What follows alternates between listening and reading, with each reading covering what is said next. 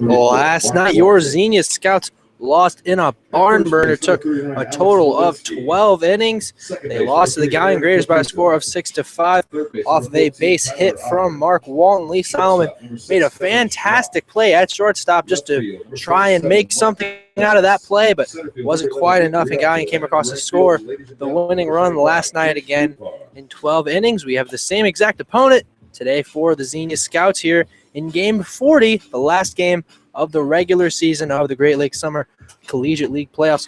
Will start on Wednesday. We know the Scouts will have a home game. It's just a matter of if they will be the 3 or the 4 seed, and of course, it will depend on who their opponent is, most likely the Licking County Settlers or the Grand Lake Mariners. Hi, hello, and welcome out to Heise Park here in Galion, Ohio. I'm Lance Morris alongside my broadcast partner for tonight in Terry Lash, as we bring you every single Xenia Scouts contest here on our Google YouTube Hangout page, Xenia Scouts. Terry, last night a barn burner for the Scouts. They just weren't able to come up with a win.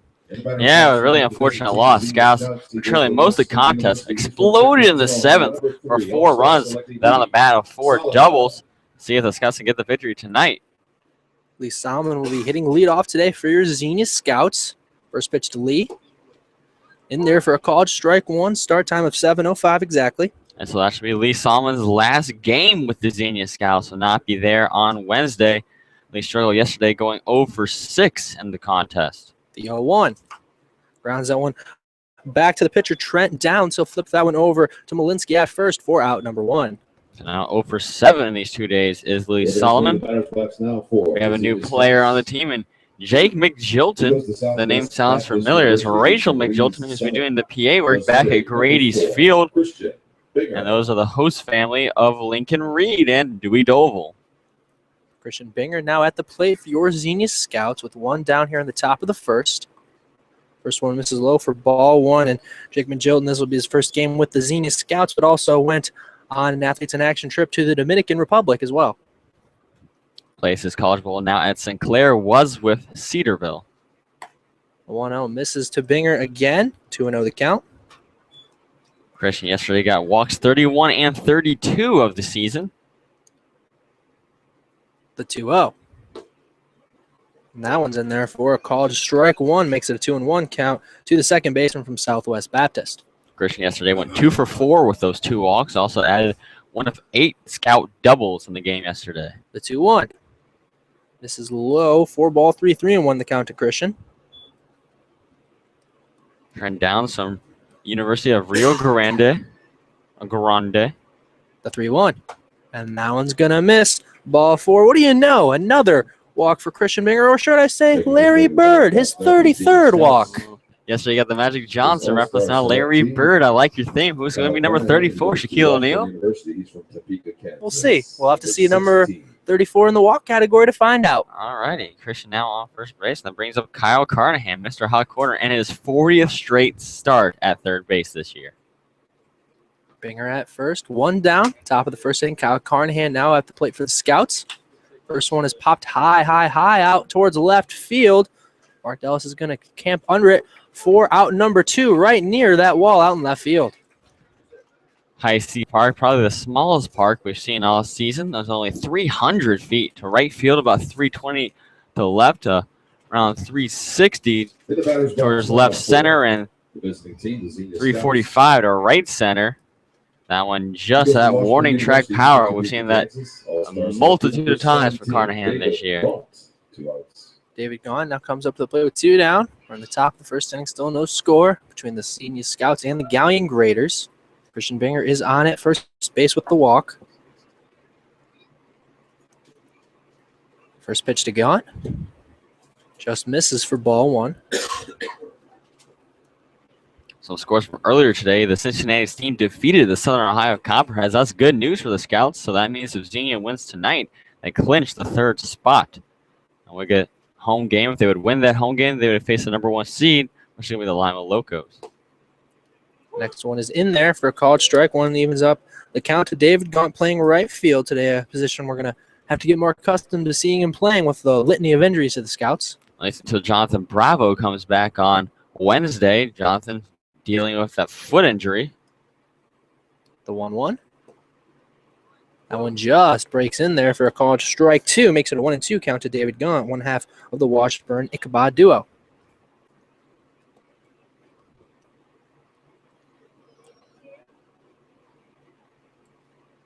One-two count to David Gaunt. Christian Binger over at first with 2 down here in the top of the first.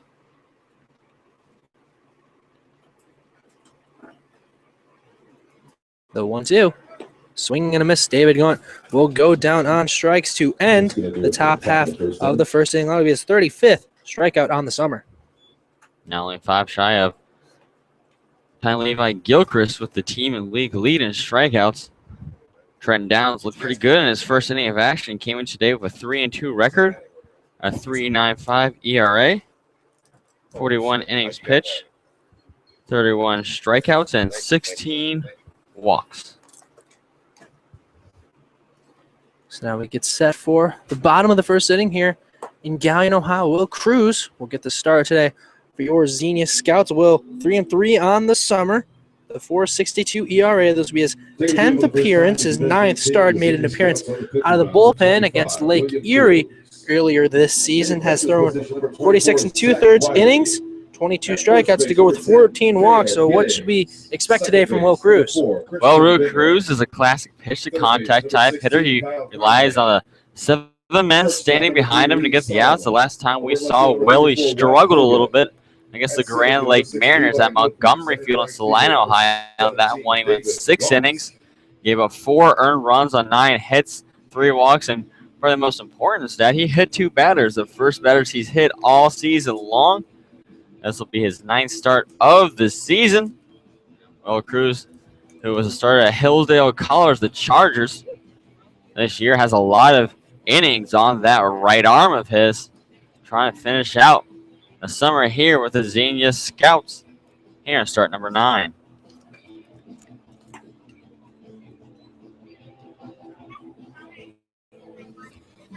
Now we're getting set for the bottom of the first inning. Terry, who's going to be first 3 hitters for the Galion Graders? For the Graders, it'll be center fielder Nick Riotto, the Lindy liner from Penn State, shortstop Kevin Schrock, the Oiler from Findlay, and the left fielder today, Mark Dellis from Toledo.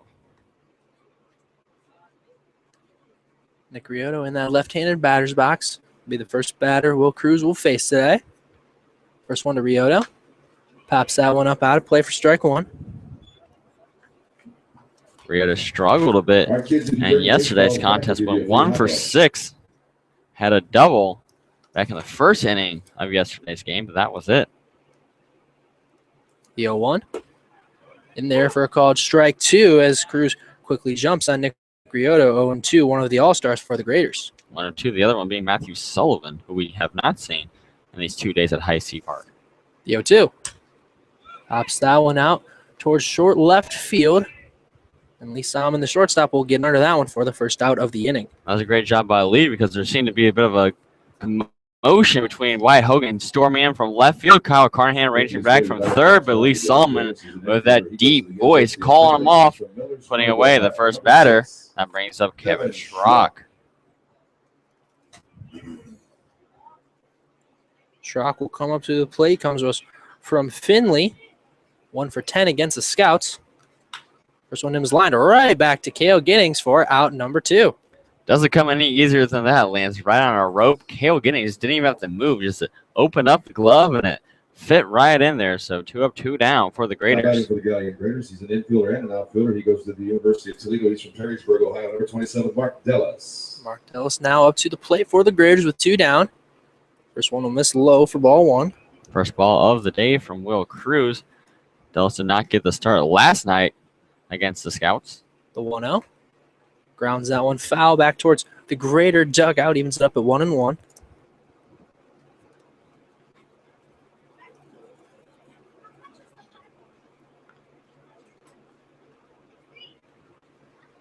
One is lined out towards right field. David Gaunt will range over to it, and he will just get there in time for out number 3 as the Graders go down 1-2-3 here in the bottom of the first.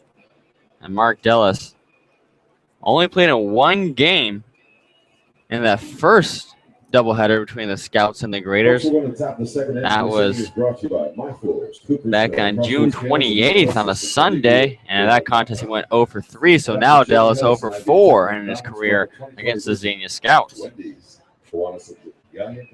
After one inning of play, still no score on the board between your Xenia Scouts and the Galion Graders. We're live here at Heise Park in Galion, Ohio, home of the Galion Tigers. The high school team also plays on this field during the spring, so a little different confines than a lot of parks around the Great Lakes Summer Collegiate League. Only, I think, one other team with a high school field in the Cincinnati Steam. No, the Grand Lake Mariners also. They're the other one. Which is kind of confusing, though, because they play on the half turf, half normal field that you wouldn't think of it as a high school field, but it is. I definitely wouldn't. And it's the high school field of Salina Bulldogs. This is the first high school field I've seen with any turf. At least half turf. So, of course, the Grady's Field completely field turf, and then you go down to Southern Ohio for the Copperheads, and it's Bob Rent Stadium, the home of the Ohio Bobcats, a D1 baseball program. So you have a wide spectrum here in the Great Lakes Summer Collegiate League. Cale Giddings will lead it off here in the top half of the second. Terry, who's going to be coming up after Cale?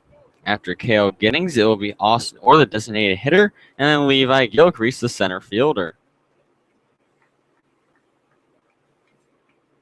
First pitch to Cale Giddings is lined way out towards left field. We'll see if that one drops down, and it will not, and that will be caught by Dallas on the first pitch.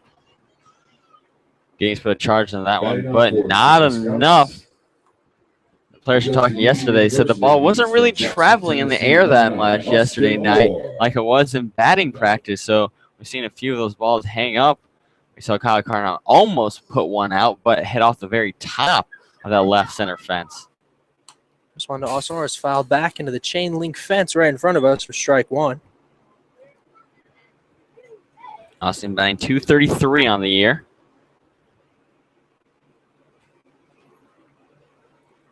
The 0-1.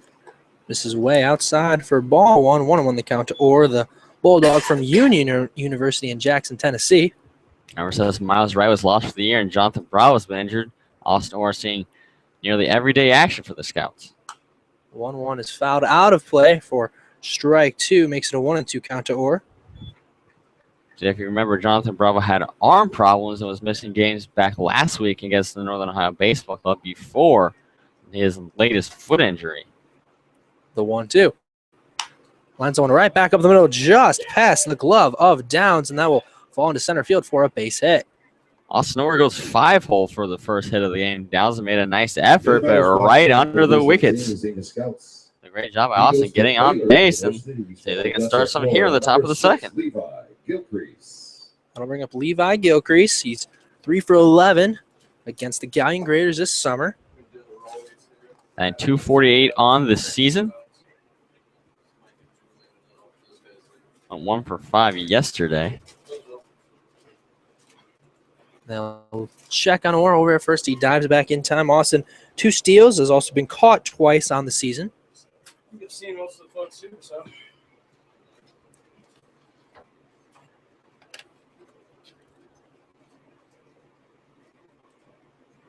First one to Gilcrease. Pops that one out towards center field. Riotto ranges back. And he'll get to that one in time for out number 2, right near that left center field wall. So Gilcrease got a nice piece of that, just wasn't quite deep enough. Something we mentioned yesterday. It says 370 to dead center. You probably can't see that on the webcam, but we were told from the Galion press box that it's more likely around 380, 385 to dead center. If you can tell that that says 370 out there, you have bionic vision. You're doing pretty good for yourself. That's hard enough for us to see, and then the webcam not the greatest of quality. So if you can see that, kudos to you. It's not HD. Zach Wiley now at the plate for the Scouts. First one to Wiley. One's in there for a called strike one as Wiley's at the plate with his Union teammate Austin Orr on first. Wes Legg, the home plate umpire tonight, and Ron Black out in the field. And they check on Orr at first. He dives back in time again.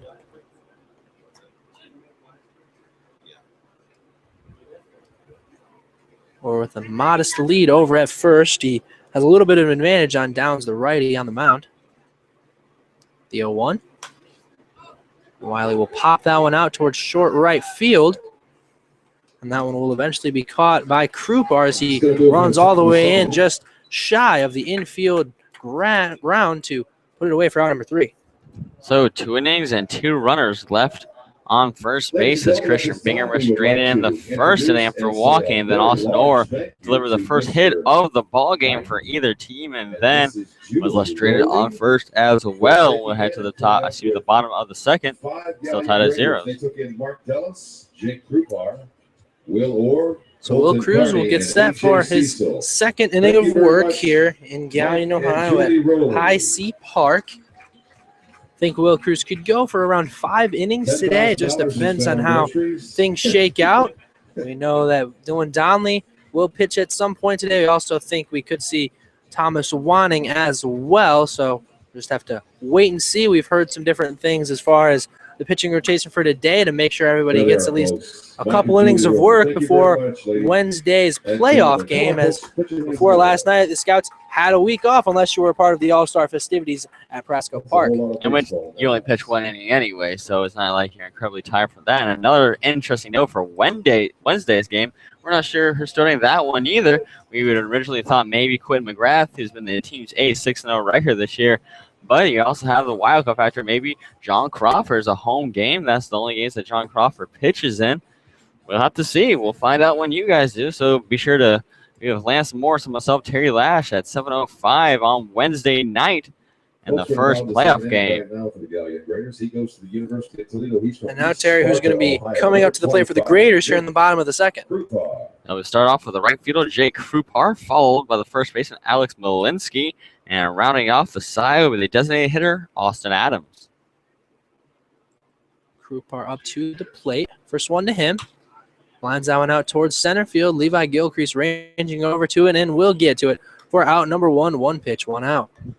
Something we talked about before the game. Will Cruz is going to want you to make contact with the baseball. He's putting it out there for them to put it into play, and we've seen positive results out of it. 4 up, 4 down. North Carolina. Number 39. As opposed to a Quinn McGrath who's trying to hit his corners, get batters to miss, lurk for strikeouts. Will Cruz not concerned with strikeouts. First one to Alex Malinsky, catches the outside corner for a called strike 1. Malinsky normally plays catcher for these Galion Grays, was moved to first base for these last 2 games. 0-1, a swing and a miss there from Malinsky. He falls behind 0-2. Take spread from Will Cruz. He has a fastball. His favorite pitch is his changeup, which has a lot of movement to it, and throws a knuckle curve. 0-2. That one misses away up top, and Wiley couldn't even corral that one for ball 1. Bounced out of his glove. I'm not sure he knew where it was. Sat right underneath him. 1-2 the count to Alex Malinsky. The 1-2. Pops that one up in the infield. Kel Giddings is going to get over to that one for out number 2. That's the 4th flyout we've seen today. Making his way to the Camera truck lined out to Kel Giddings earlier, so we've seen the ball in the air each and every single time a Grader's been at bat. 13, Austin Adams. Austin Adams now up to the plate playing the designated hitter role today. He's the 3rd batter this inning for the Graders. First one to him misses up and outside for ball 1. Austin batting .313 on the season. He went 1 for 4 yesterday in a DH role. Nice to get 4 at-bats as a pinch hitter. The 1-0 misses low for ball 2. 2-0 the count as Cruz falls a little behind. First time this game we've seen Cruz fall behind. The 2-0. Swing and a miss there, just on the outside corner. 2-1 the count. Will says his fastball tops out around 85 miles per hour, somewhere in the mid-80s. The 2-1. And that one's going to be lined out towards right field. That one will drop for a base hit. First base hit of the game for the Graders. Just well driven. Austin Adams now 2 for 5 against the Scouts in these last 2 days. Will improve on that .313 average, which is good for his 2nd best on the team. He goes to Otterbein College. He's from LaRue, Ohio. I'll bring up Mark Walton, the stud from last night's game. Last night he went 4 for 5 with the game-winning RBI in the 12th inning. And 2 RBIs from Mark Walton. Keeping batting under 200. Now batting 239. That's the kind of game he had yesterday. Cardinal from Otterbein College. First one to Walton in there for a called strike one.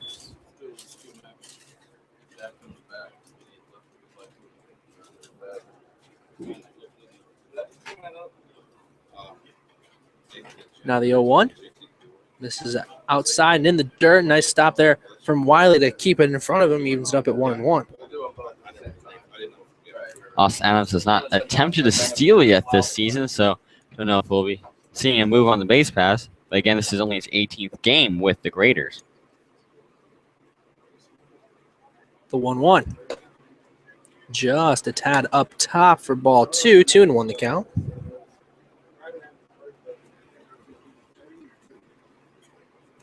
Lights are on here at Heise Park.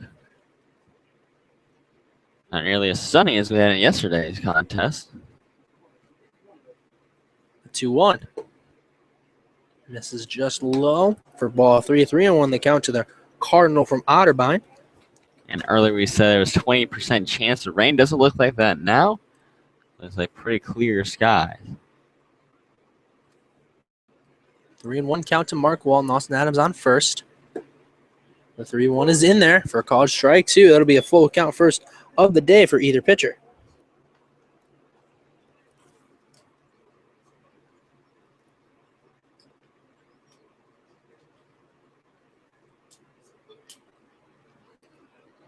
And 3-2. That one's going to miss low and outside. First walk of the game for Will Cruz. It'll be his 15th walk of the season. Austin Adams was on the move. Will Cruz talks about one of his favorite things to do on the mound is pick off base runners. Mark Walton at first, see if he tries a couple of pickoff attempts over there. Aaron Caputo now comes up to the plate for the Graders.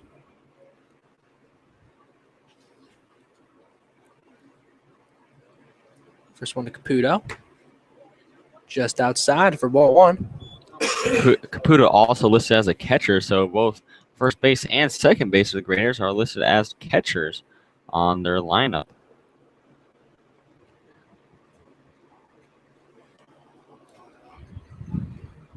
One count to Caputo. Runners on first and second. 2 down.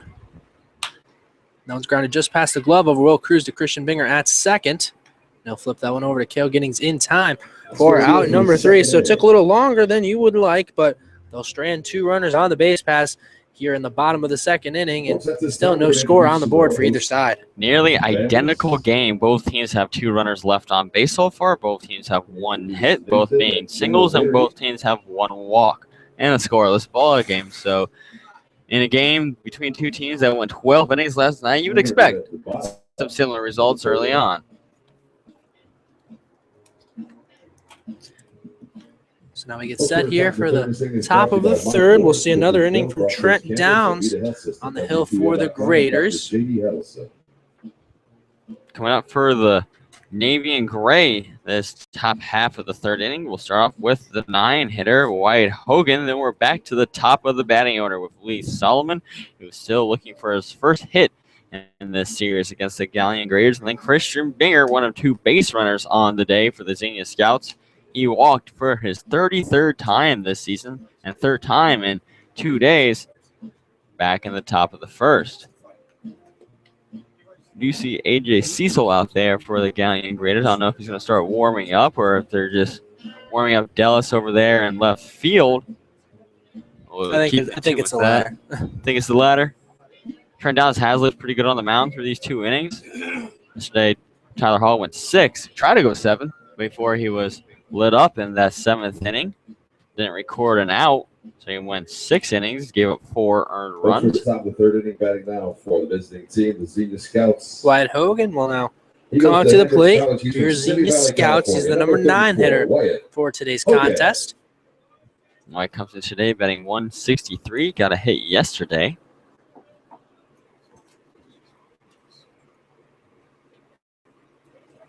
Had a nice infield single. First one to Wyatt. This is outside for ball one. Wyatt with 10 RBIs, 13 walks on the season.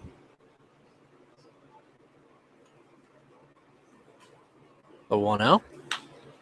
Launches that one out towards left field, but that one will drift foul out towards that left field fence.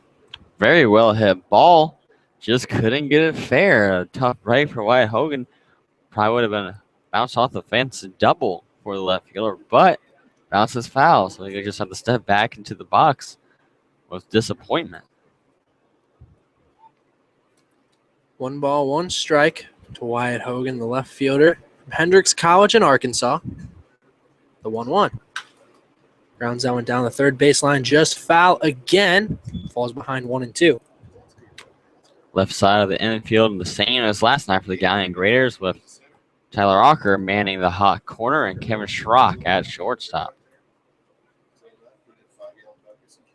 1 and 2 count to the Warrior from Hendricks College, Wyatt Hogan. The 1-2. Pops that one out towards center field. And that one's going to drop in for a base hit to start off this top of the third inning. That's a little blooper that time from Wyatt Hogan. Yesterday, he flew out to Nick Riota in center field 3 times. Went to center field again, but this time in the shallow variety. The ball bounces down in the grass in center, and Wyatt Hogan's now on first. So Wyatt Hogan will be on first for Lee Solomon. The shortstop comes to us from Lipscomb, Tennessee, originally from Columbus, Ohio. Again, this will be the last game for Lee Solomon, so enjoy him while you can. It's been a pleasure watching Lee this year.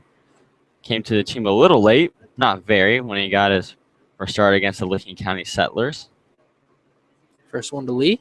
Shows bunt, lays that one down in fair ground. They'll flip that one over to first. He's safe at first. The throw is way off the mark. Lee will advance to second. Wyatt will advance all the way to third, and that's where they will stop on that one from Lee Solomon. So Lee advances to second on the air, perfectly laid down bunt. You have to give him a bunt single, I would imagine. And then the error To advance him to second. and advance him to second. Again, no Now batting for the live senior stats scouts, here number at 4, Galion, so we're Christian making Baker. calls on the fly. I'd rule that a single.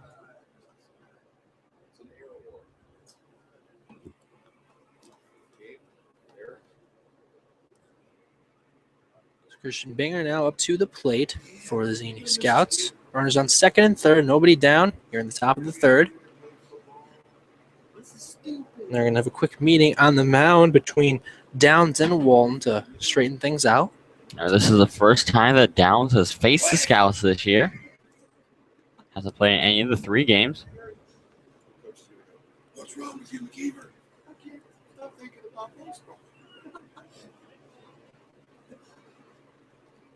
Still no count to Christian Binger, waiting to see his first pitch of this at-bat. First one to him. Curve doesn't quite curve into the zone. That'll be ball 1. Some finals from earlier today. The Licking County Settlers beat the Northern Ohio Baseball Club by a score of 15-5, solidifying that number 4 spot. Excuse me, number 5 spot. The Grand Lake Mariners beat the Lorraine County Ironmen 23-6. Downs that time stepped off and faked a throw over towards Lee Solomon. Not a very convincing fake attempt. Last 13 straight losses for Lorraine County. The 1-0. This is low and in the dirt. 2-0 the count to Christian Binger. He jumps up ahead for the second straight time. Locals and Monarchs dueling in a doubleheader at Simmons Field. The Locals won the first game 8-1. Second game hasn't started yet. The 2-0. Grounds that one back towards Malinsky at first, and he will not be able to ground it, so Binger will be safe at first. Hogan will come around to score. Solomon's going to come around to try and score as well, and he will slide in safely. Scouts take a 2-0 lead. So it's been an error fest here on the top of the third. Galion Raiders crumbling a little bit, as both Lee Solomon and Christian Binger are benefactors of those errors, and Scouts now lead 2-0. The ball just bounced off the chest of Alex Malinsky. There's a whole lot of territory right at the first baseline. That allowed both Hogan and Solomon to score. Kyle Carnahan will now be up to the plate. Christian Binger over at first after reaching on the error. First one to Carnahan. This is outside for ball one. Your job is to catch pop flies. That's it. Carnahan's average all the way up to 295 coming into the day. It was hovering around 220 before he went on that hot tear to start the month. The 1-0. That one in there for a call strike one. Binger faked the steal that time over at first. Carnahan, his first at bat, flew out to deep left center field, just short of that fence. Again, yesterday we almost saw him go long ball. Had a double off that left center wall. It was about 360. 1-1 big swing and a miss there. From Carnahan, he'll fall behind 1-2. Carnahan tied for first on the team in home runs with 7, second on the team with 26 RBIs.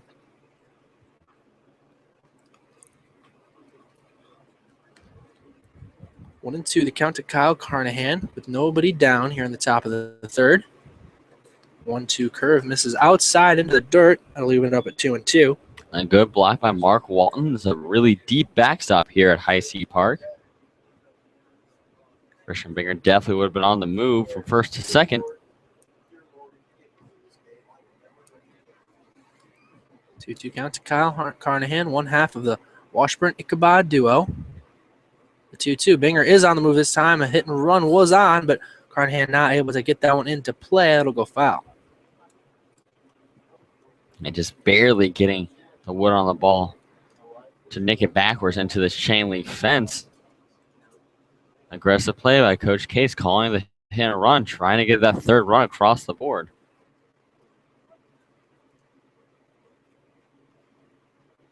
Still a 2-2 count to Kyle Carnahan. Binger still over at first.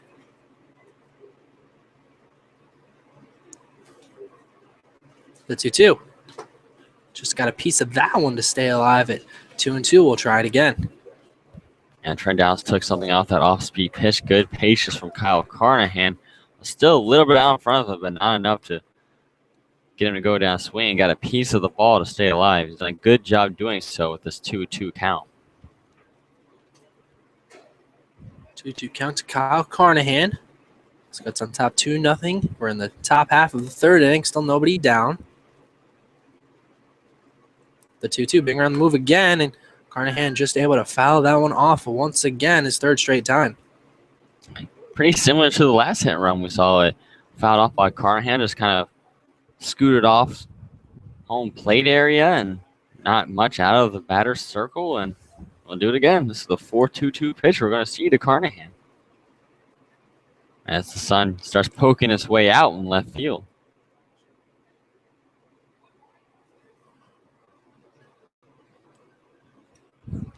Still a 2-2 count to Carnahan. The 2-2. Binger on the move again. That one's going to be fouled down that third base line. We'll do it again at 2-2. Number 5 on the 2-2 coming for Kyle Carnahan. I'll make that the 9th pitch, I believe, for Kyle. A great at bat here in this third inning.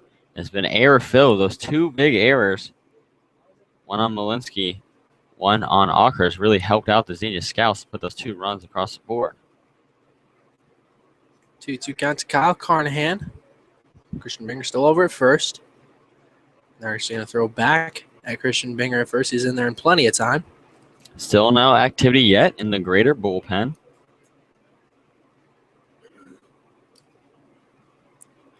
Two count to Kyle Carnahan. The 2-2. Grounds that one down the third base line, just into fair territory. Carnahan's going to be safe over first on a close play that Malinsky wasn't able to field. Binger's going to round third. He's going to come around to score. We'll see where the throw is, and he's going to be safe at the plate. Carnahan's going to get all the way down to third as the Scouts take a 3-zip lead. I believe that'll be infield single and another error on Tyler Ocker, as that one was in the dirt and could have been scooped up by Malinsky. The tandem of the hot corner of Tyler Ocker and at first base, Alex Malinsky has been really struggling here in the top of the third. So if I'm correct, none of these runs have been earned because of all the errors. All correct? errors, correct. Yep. So that'll bring David Gaunt up to the plate.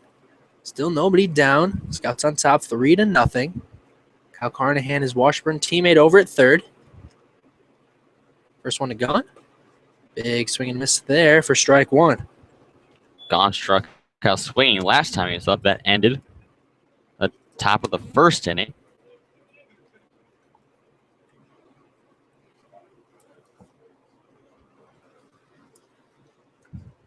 The 0-1. Pop that one high out towards short left field. That'll drift into foul territory. And was that ruled a catch? That was ruled a catch, so a nice play over there in foul territory. Well, that'll be the first out of the inning. And Kevin Schrock calling off Tyler Ockhurst, able to make the play, getting down to his knees on a bit of an awkward dive, but effective. Now David's over 2. Cale Giddings now will come to the plate with one down. We're in the top half of the third inning. Kyle Carnahan still down at third.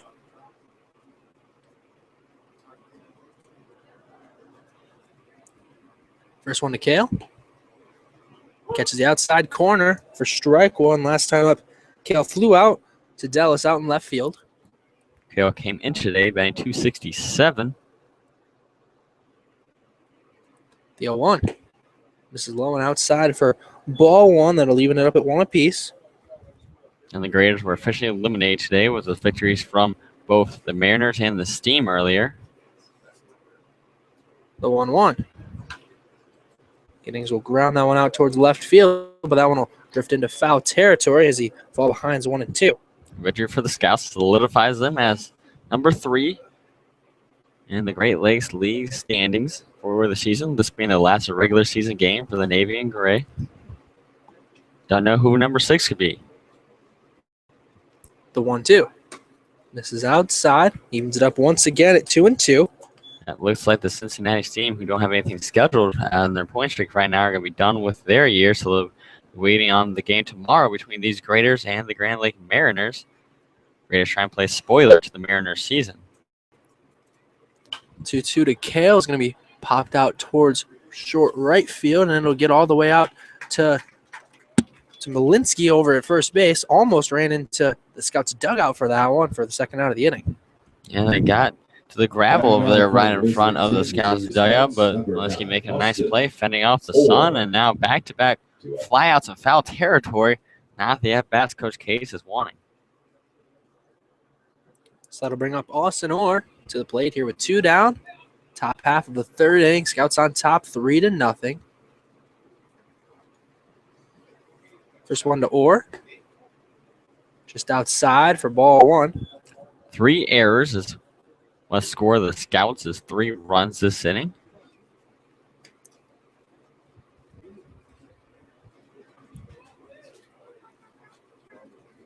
The 1-0. Or we'll pop that one out towards left field. And Dallas will get under that one for the final out of the inning, but not before the Scouts tally 3 runs of their own to score on a couple errors by the Graders. They take a 3-0 lead after the top half of the third. Yep, 3-0 lead. We have to think Coach Case may be a little upset because a fly out from Austin Orr there with 1 out or no outs. That's scoring Kyle Carnahan because of those 2 flyouts in foul territory, kind of wasted outs, you could say, and that keeps Kyle strained over there in scoring position. The first runner left stranded by the Scouts in scoring position in the third straight inning where the Scouts have left 1 man on an island. The mayor of Galion, Mr. Tom O'Leary, and his lovely wife Lonnie for taking in Alex Malinsky and Nick Riato. As we have host family night here at Heise Park, gives us a chance to thank our host family, to Rick and Linda Johannes at home if they're listening to tonight's contest. If they're not listening now, they'll be listening at some future time, and we can't possibly thank them enough for all that they've done for us this summer. I know we thanked them a couple times. We thanked them in church today. We thanked them earlier on this week, and they've really helped to make our summer a blessing, Terry. They're the greatest. No doubt about that. And we're heading to the bottom of the third inning. Let's see who's coming up for the Galion Graders.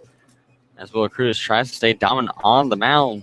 That'll be the 9-1-2 batters. Tyler Ocker will start things off. He's the third baseman. He had 2 errors last inning. He's from Charleston, University of Charleston, South Carolina.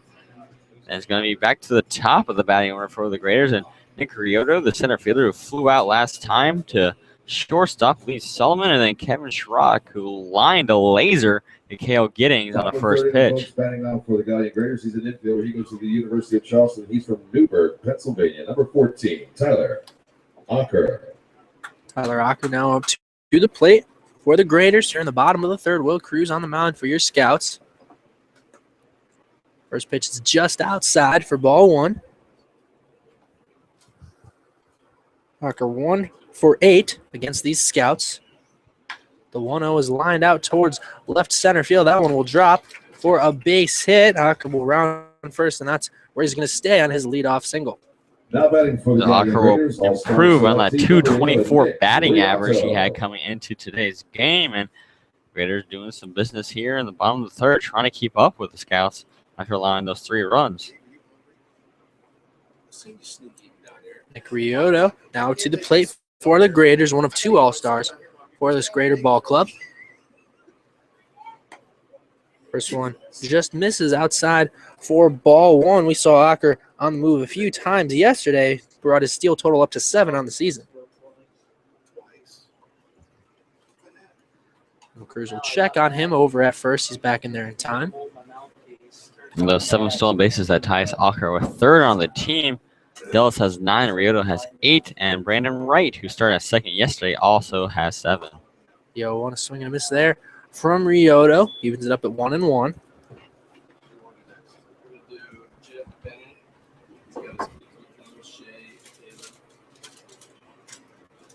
Cruz will check on him over there at first base again. He's in there in time, and Cruz definitely likes to check out all the stats, and of course saw Ocker swipe a couple bases yesterday, so watching him over at first. The 1-1. Just misses again for ball 2, 2-1 the count. As we mentioned earlier, Will Cruz loves his pickoff attempts, does have 1 pickoff this year. Yesterday we saw a double play on a pickoff from Q McGrath. A 5-4-3. 2-1 is lined back in the chain link fence. That'll even it up at 2 balls, 2 strikes to Rioto. After Rioto went 1 for 6 yesterday, he's been retired 6 straight times from the Scouts. 2-2 the count to Rioto. The 2-2. And that one's skied out towards right field. David Gaunt's going to look up at that one, and it'll be over the fence for a home run. Graders now will bring this within 1 run. They still trail 3-2 off the 2-run blast from Rioto. His first home run of the season. Remember, it's only 300 feet to right field, the shallowest part of any park in the league. He goes right down that line and sends it out. Nick Rioto came in today batting .361, was batting around .420 last week. Shows off his power for that first home run of the year. Kevin Schrock. Now Kevin Schrock will come up to the plate. Graders just put 2 runs on the board off the bat of Nick Rioto. First pitch is grounded towards Kyle Carnahan at third. I'll get that one over to Cale Giddings in time at first for out number 1. So Schrock has been first pitch swinging on his first 2 attempts. That's a good out for Will Cruz. Trying to restore some confidence after giving up that home run. Mark Dallas will come up to the plate, one of 2 UT Rockets in the lineup for the Graders. The first one just misses on the breaking pitch for ball 1. 1 through 6 batters, so 2 Rockets, 2 Nittany Lions, and 2 Oilers from Finley. The 1-0. Pops that one up in the infield. Will Cruz is going to get to that one, and actually he's going to be caught off by Cale Giddings. Almost thought they might collide on that one, but Cale was able to get to that one for out number 2 in a very strange part of the ballpark. And Will and Mark Dallas almost collided as Will was right there on the first base line where Dallas was running. And to avoid Will, go around to his left, but Cale calls off, ends any drama. Now 2 down. It's not the other UT Rocket. Jake Krupar will come up to the plate. First one to him. It's in there for a called strike 1. Krupar, last time up, he flew out to Levi Gilcrease. That was back in inning number 2. The 0-1. Grounds that one off the end of the bat, just foul down that first base line as he falls behind 0-2. Krupar came in today batting 194.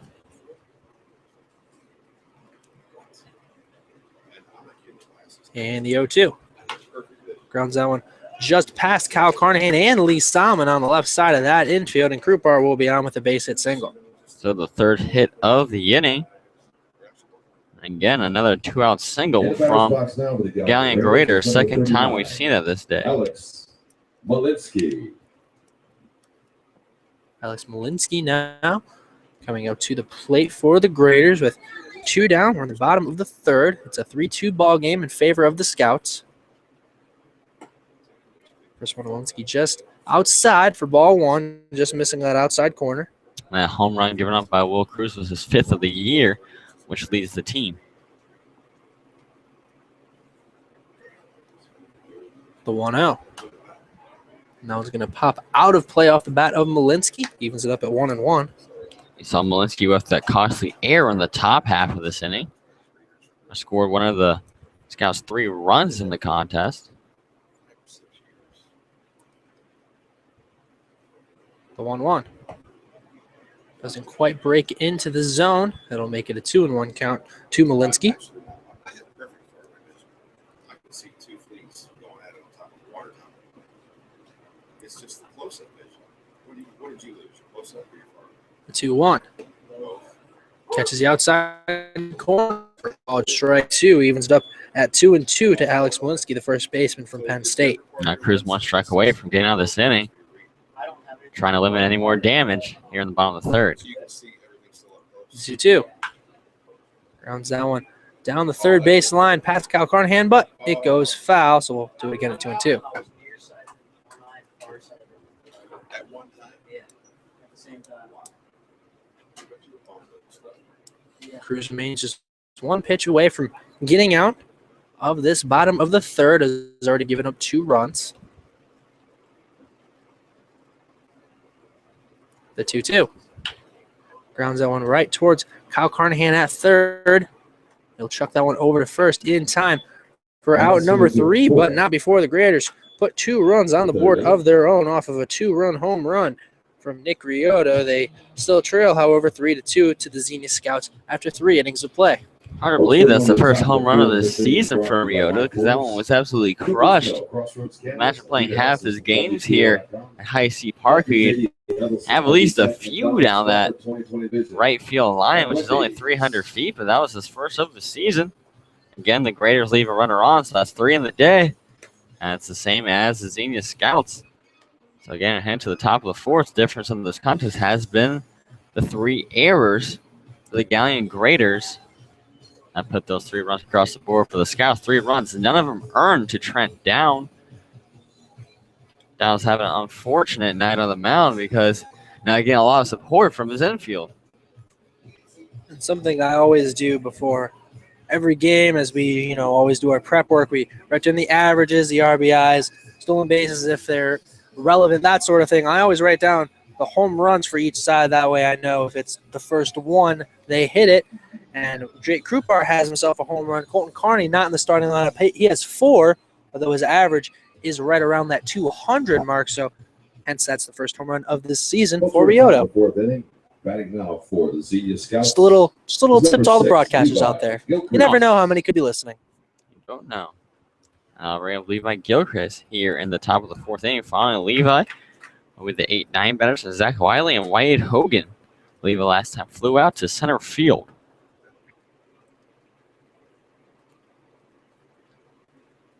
Levi Gilchrist getting set at the plate. First one to him will be a swing and a miss for strike 1. Levi did have a strikeout yesterday for 40 on the season.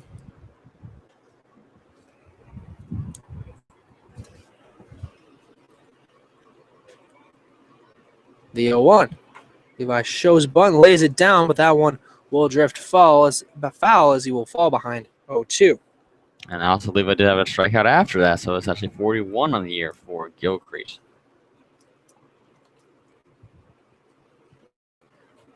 So will grab some dirt to tighten up his grip on that wooden bat he sports, as do every single Xenia Scouts player and every single person in the league, as it is a wood bat league. Absolutely. Still no activity in the bullpen. 0-2 will miss up high. 4-ball, 1-1 into the count, and also no action in the Scouts bullpen, so expect to see at least another inning or so out of Will Cruz. Also expect to see Dylan Donnelly later in today's contest. 1-2. Pops that one out towards left center field. And that one will eventually be caught by Adelis for out number 1. So it seems like they're just getting a little too far under it when it's not taken out here at Heise Park. You have to hit it cleanly like we saw from Ryota. And it's just a lot of balls dying in that left center field gap.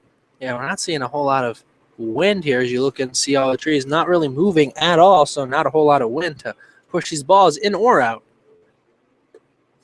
First one is Zach Wiley is in there for a called strike one on the outside corner.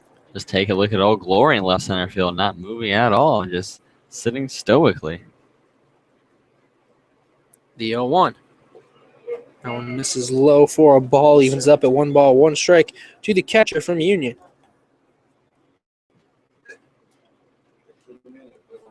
Scouts have put at least one person on in each inning and to continue that trend here in the top of the 4th.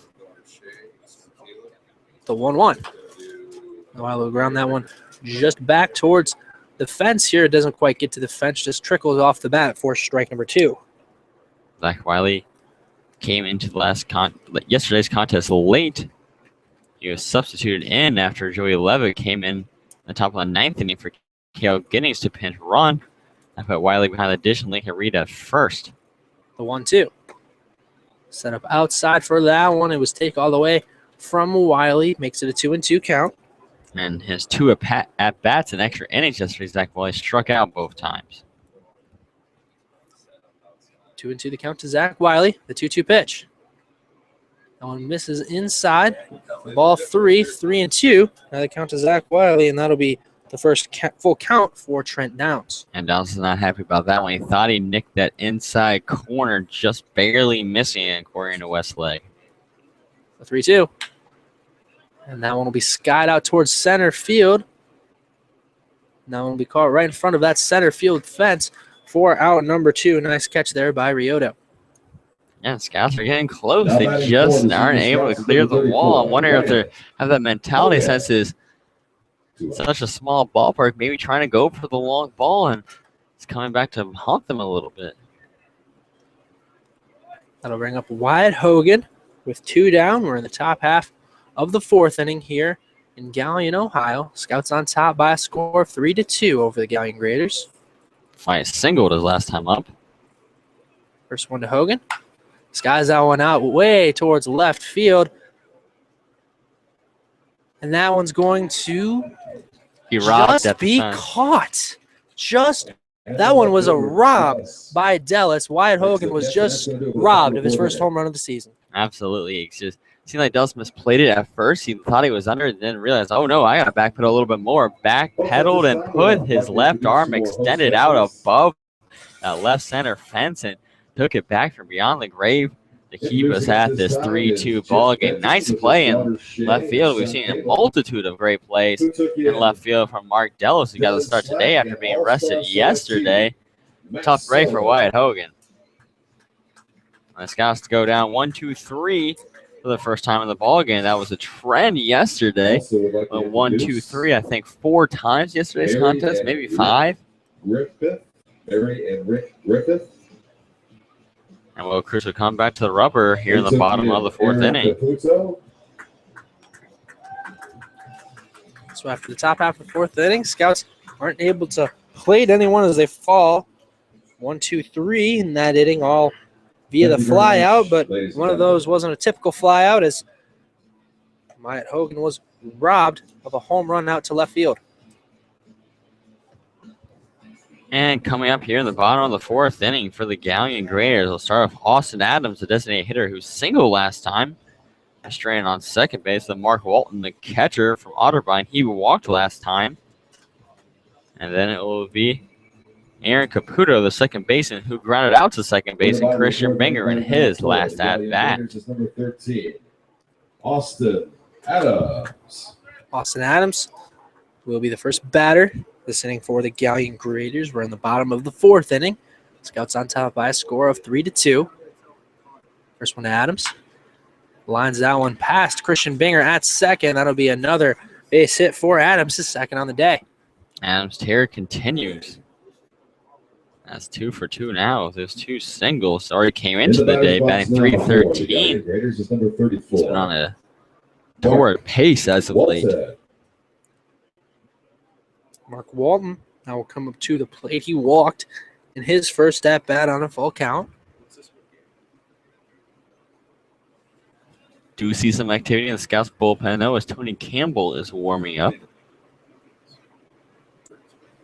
First one is in the dirt and outside to Mark Walton for ball one. So if we do see Tony Campbell, only expect it to be for an inning or two before they're going to Dylan Donnelly, because we do know Dylan is going to pitch today. I did see Tony yesterday as well. The 1-0. This is low and outside. Another ball, 2-0. Now the count to Mark Walton.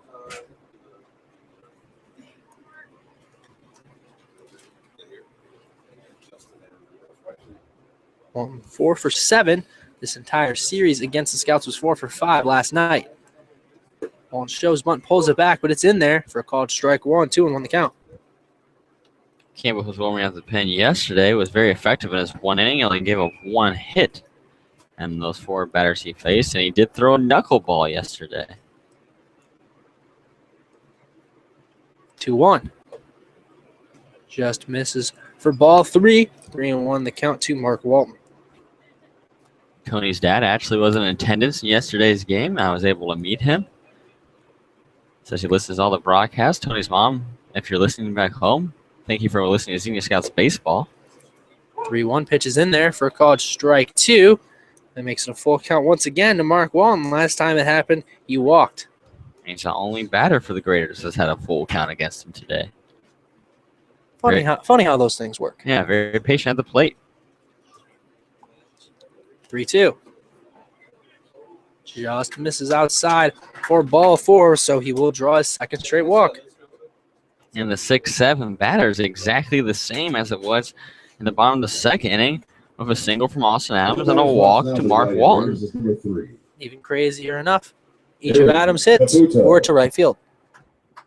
Unfortunately, the last time, those happened with 2 outs. Now, no outs here in the bottom of the fourth inning brings Coach Bubba Cates to the mound to talk with the Charger, Will Cruz.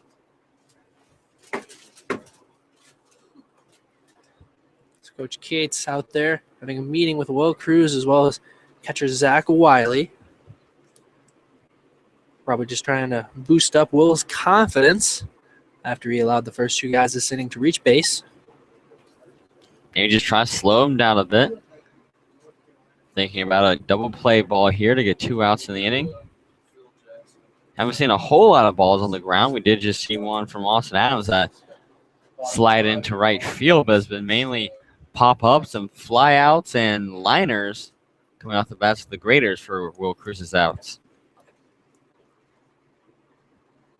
Cates will walk back to the dugout as he actually said a couple words to Cale Giddings, probably just telling him what to do at first base once the ball is put into play.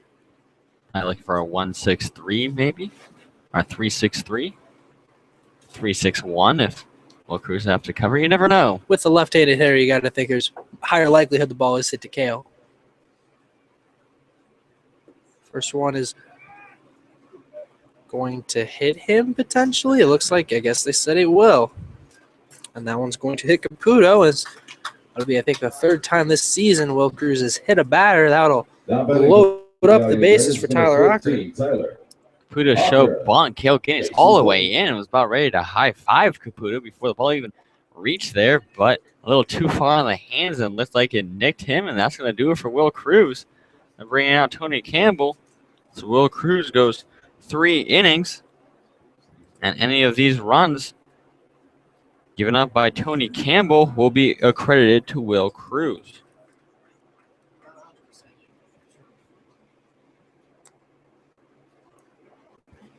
Will in this ball game gave up 5 hits, 2 walks, 1 hit batter. Didn't have any strikeouts. He gave up 2 earned runs, and like I just mentioned, anyone on the chalk bases will be accredited to Will Cruz's earned run total. So Tony Campbell coming into the game for the Xenia Scouts. He came into the team a little bit later on in the season. First game was against the Grand Lake Mariners in one of those doubleheader games. Terry, what else should we know about Tony Campbell from Nyack College? You should know that you would want him more than anyone else in a position with bases loaded and no outs, because we've seen this before last week from yesterday. So 8 days ago against the Northern Ohio Baseball Club, he was put in this exact same spot. And in that contest, 3 straight outs without giving up a run was quite incredible. In that game, he was perfect in situations where the bases were loaded. The Northern Ohio Baseball Club was 0 for 4 against him with the bases chalked. See if Campbell can pull off any more of that magic. Campbell also throws from a lot of different arm locations. Throws traditional, does throw a sidearm pitch every now and then. We saw a few of those yesterday. Has a knuckleball in his arsenal. Will not try to blow it by. Will try to use movement and rotation and placement. He has a lot of break to his pitches. Tries to get the batters golfing more than blowing it by him. So Tyler Ocker now will come to the plate with nobody down. We're in the bottom of the 4th inning. Bases are loaded. First pitch to him. In there for a called strike 1. And the last time I saw him in this exact same spot against the Northern Ohio Baseball Club, Campbell very aggressive against the batters, even in this tough spot, went right down the dish. The 0-1. This is just outside, evens up at 1-1 to Ocker. Let's see how long it is before Dylan Donnelly starts warming up for the Xenia Scouts. The 1-1. Ground zone just past the diving Kyle Carnahan into left field. 1 run will come across the score, and that's exactly what will happen as all the runners will stay put. It's now a tie ball game, 3-3. So Campbell can't have that magic he had against the Northern Ohio Baseball Club. Again, that run will be accredited to Will Cruz. So now we're back to the top of the order.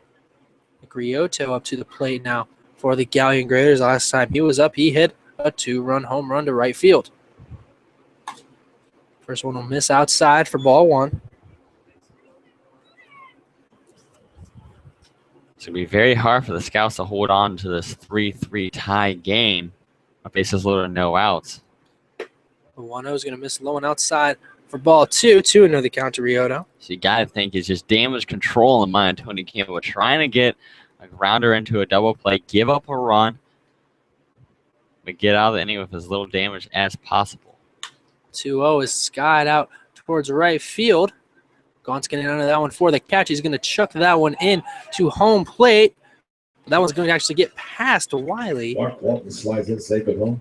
Good backup from Tony Campbell behind the plate. I couldn't see him, so I thought the ball was just there, and Wiley was letting it go. Luckily, he did have some backup. I couldn't see Campbell with our location right here. Yeah, the ball went right by Zach Wiley. I don't know if he lost in the sun, but it skipped right past him. Tony Campbell doing what pitchers are told to do and got behind home plate, backing up his catcher, and good thing, because that would have scored a run. So a sac fly for Griotto gives the Graders the lead. Graders now by a score of 4-3. Kevin Schrock up to the plate. First one will miss low and outside for ball 1. Well, that's the first time Schrock didn't swing at the first pitch. Runners at second and third for the shortstop from Finley. The 1-0 is going to paint the outside corner for a called strike 1. 1-1 the count. As both Caputo and Ocker did move on the sac fly as well. The 1-1. Misses outside. Nice stop there from Wiley to keep that run from potentially coming in from Caputo down at third. We did see the nice arm for David Gaunt in right field. He has that going for him. Not used to playing the position we've seen all year behind the plate, gunning potential stolen bases. 2-1 shows bunt, but it's going to be in there for called strike 2. Evens it up at 2-2 to Schrock. Scouts have been playing for the bunt ever since Schrock's been at the dish. Kilgain's all the way in the grass. Keller Carnahan not far off. The 2-2. Swing and a miss. Schrock will go down on strike, so it'll be the first strikeout of the game for Campbell and for any Scouts pitcher. Batting now for the Galion Graders is number 27, Mark Dellis. Mark Dellis will come to the plate with 2 down. Runners on second and third for the Graders. They have a 4-3 lead over the Xenia Scouts after plating 2 so far this inning. First one to Dellis. In there on the outside part of the plate for a called strike 1.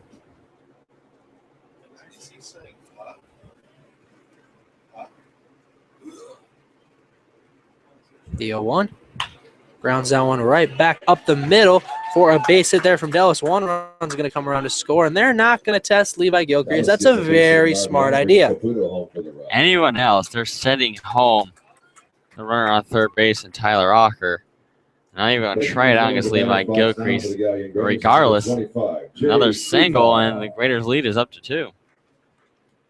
Graders now lead 5-3 over the Xenia Scouts. They've plated 3 thus far this inning. Jake Krupar now comes up to the plate. He got on with a base hit of his own, his last at-bat. First one to Krupar. Swinging a miss there. Couldn't quite catch up to that one off of the hand of Tony Campbell. Remember, all 3 runs that came across this inning credited to Will Cruz is up to 5. If Ocker comes home to score, that'll be credited to Tony Campbell. 1-1 count to Krupar. This time is called. Runners on the corners. 2 down. We're in the bottom of the 4th. Scouts trail 5-3 to the Galion Graders. The 0-1. Now it's going to be in there for a called strike 1, and they're actually going to get into a pickle as they're going to make sure that run doesn't score. And it does, and that's exactly what you don't want to happen on a first and third play as the Graders plate the run. They now take a 6-3 lead. Exactly what you don't want to have happen on that play. And still on base, Mark Dellis. And the problem is, it wasn't the throw from Wiley. It was that it bounced over the glove of Lee Solomon. If it was an accurate throw, they would have definitely had Ocker stay at third, but because it bounced over. The 1-2 is going to get by Wiley again, and that will advance Dellis from second to third now. So still on base and a pass ball, and wheels have come off here in the bottom of the 4th. The Xenia Scouts.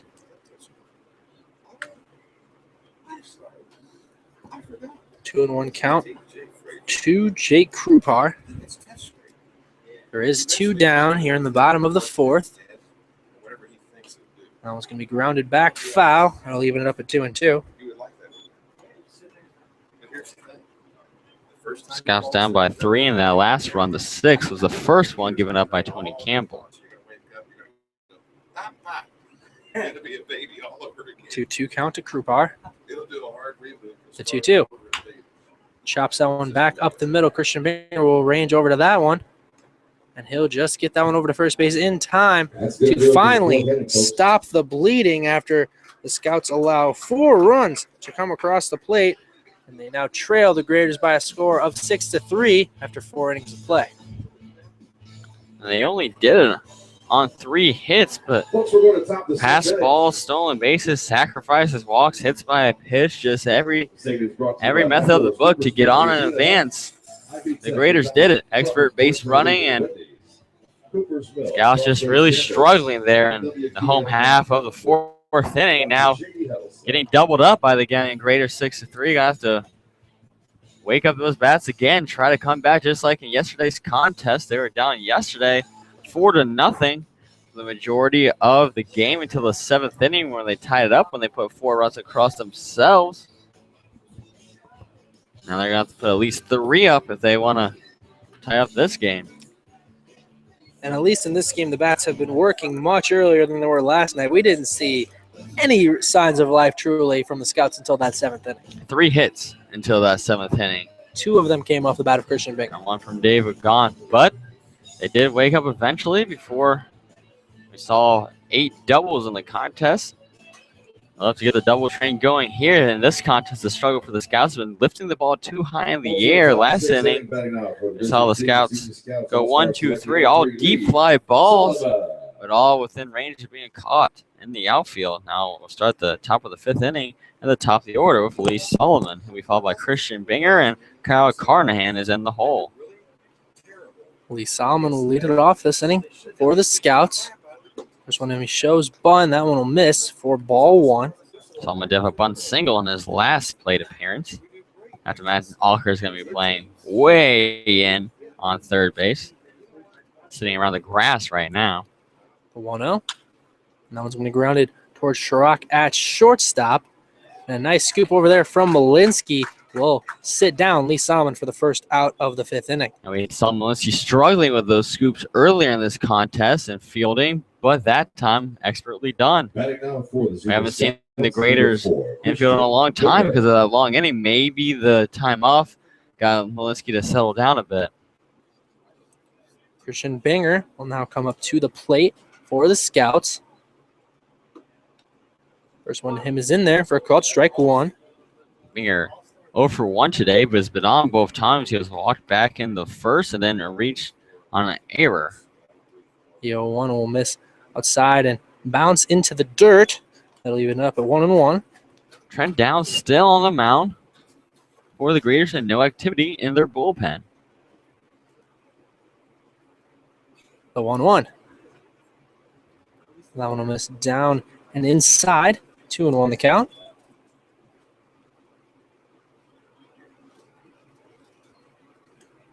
When the Scouts do lose this contest, they'll be resting their hopes on the Hamilton Joes to beat the Southern Ohio Copperheads. The 2-1. That one's going to be fouled back. That'll even it up at 2-2 to Christian Binger, the second baseman, originally an outfielder from Southwest Baptist. I learned he's going to go back towards second base for this college season. 2-2 the count to Binger. The 2-2. Misses way up top for a full count, 3-2 to Christian Binger. Going back to the Southern Ohio game, they should be playing right now, but rain down in Cincinnati has canceled that contest, so stay tuned on social media to find out when the Joes and the Copperheads will replay that one. If they will, we'll find out. The 3-2. Now it's going to be lined back up the middle for a base hit. Christian Binger will get his first hit of the contest after a walk in the first and reaching on an error in the third. Always finding a way to get on. That's what Christian Binger does best. Number 16, All-Star selectee, Kyle Carnahan. So that brings up Kyle Carnahan to the plate with 1 down. Here in the top half of the 5th inning. Scouts trail the Galion Graders by a score of 6-3 after the Graders put up 4 in the 4th inning. That's only the 5th hit given up by Trent Downs in this contest. First one to Carnahan. Skies that one high up in the infield, but that one will drift out of play and foul. Carnahan's single last time was advanced to third on the throwing error from Tyler Rocker. 1-1 the count to Kyle Carnahan. Played every single second of this summer at third base. The 0-1. And that one's lined out towards left field. That one will drop for another base hit, and the Scouts are in a little bit of business. They have runners at first and second for David Gaunt. Well, at the top of the order, this is the batters that you want coming to the plate for the Xenia Scouts. We saw that yesterday when the 2 through 4 batters gave them their surge. Now, David Gaunt has been struggling today, 0 for 2 with a strikeout and a fly out to foul territory by left field. See if he can make his third at bat his most productive. Christian Binger on second. Kyle Carnahan on first base with 1 down for David Gaunt. First one to Gaunt. In there for a called strike 1. Gaunt, the All-Star for Washburn University in Topeka, Kansas, his hometown. 0-1 count to David Gaunt. The 0-1. Onus is outside in the dirt. Binger is going to try and advance to third, and he's going to be safe That was a nice stop there from Acker to keep that one from getting into the outfield, and Binger probably would have came around to score had it gone out to the outfield. Christian Binger, very gutsy move, going to second, third on the pass ball, sliding feet first, just touching his tip of his toes on the bag. Now runs on the corners. Double play ball still in effect, though. But David Gaunt has only hit into a 1 double play this season. So a 1-1 count to David Gaunt. Runners on the corners, 1 down. We're in the top half of the 5th inning here in Galion, Ohio, home of the Galion Graders. This is who you want at the plate. The team leader in RBIs, David Gaunt, 35 on the season, second in the league, 7 home runs. Small park. That could have been drafted by the Rangers. Who else do you want at the dish? 1-1 count to Gaunt. I'm taking a lot of time on the rubber. The 1-1. Just catches the outside corner for a called strike 2. 1-2 now. Count to Gaunt. Now trying to work out of this jam. Remember, Lee Solomon started off the inning with a ground out to Kevin Schrock at shortstop.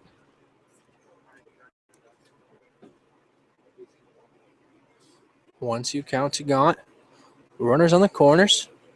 1 down here in the top of the 5th.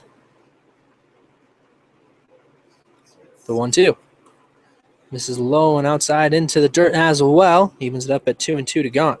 Gaunt also a patient batter at the plate, second on the team, and walks with 21 coming into tonight's contest. Trailing Christian Binger now by 12. Christian Binger is a bit of an anomaly in that category. That's something Lance mentioned yesterday. Christian and David play in the same conference. David actually led Christian in walks in their college seasons.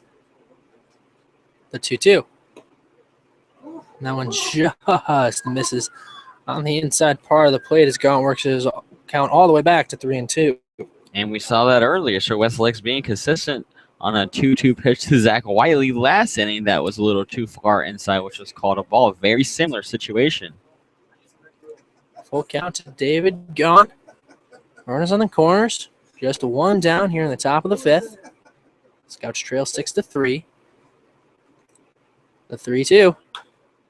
Gaunt's going to ground that one back foul. We'll do it again at 3-2. Now, of course, Kyle Carnahan was on the move on the 3-2 pitch.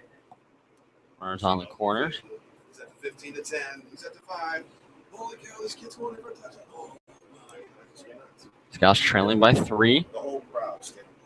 Third and fourth innings really hurt the Xenia Scouts, giving up 2 in the third, 4 in the fourth. Will Cruz went 3 innings in the contest.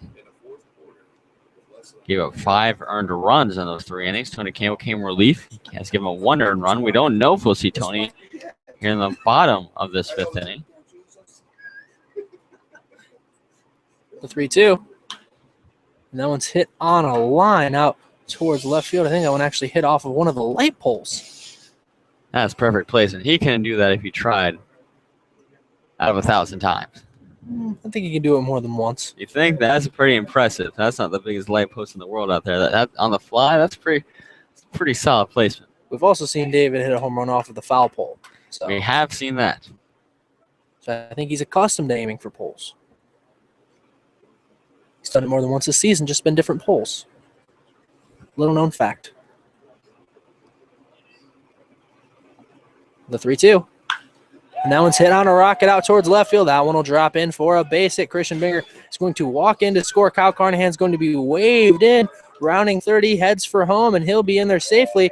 They're actually going to throw back to Gaunt, but it's mishandled over there at second base by Caputo. So Gaunt will be in there on a 2 RBI double. That gives him 37 RBIs on the season, just shattering the Scouts record books.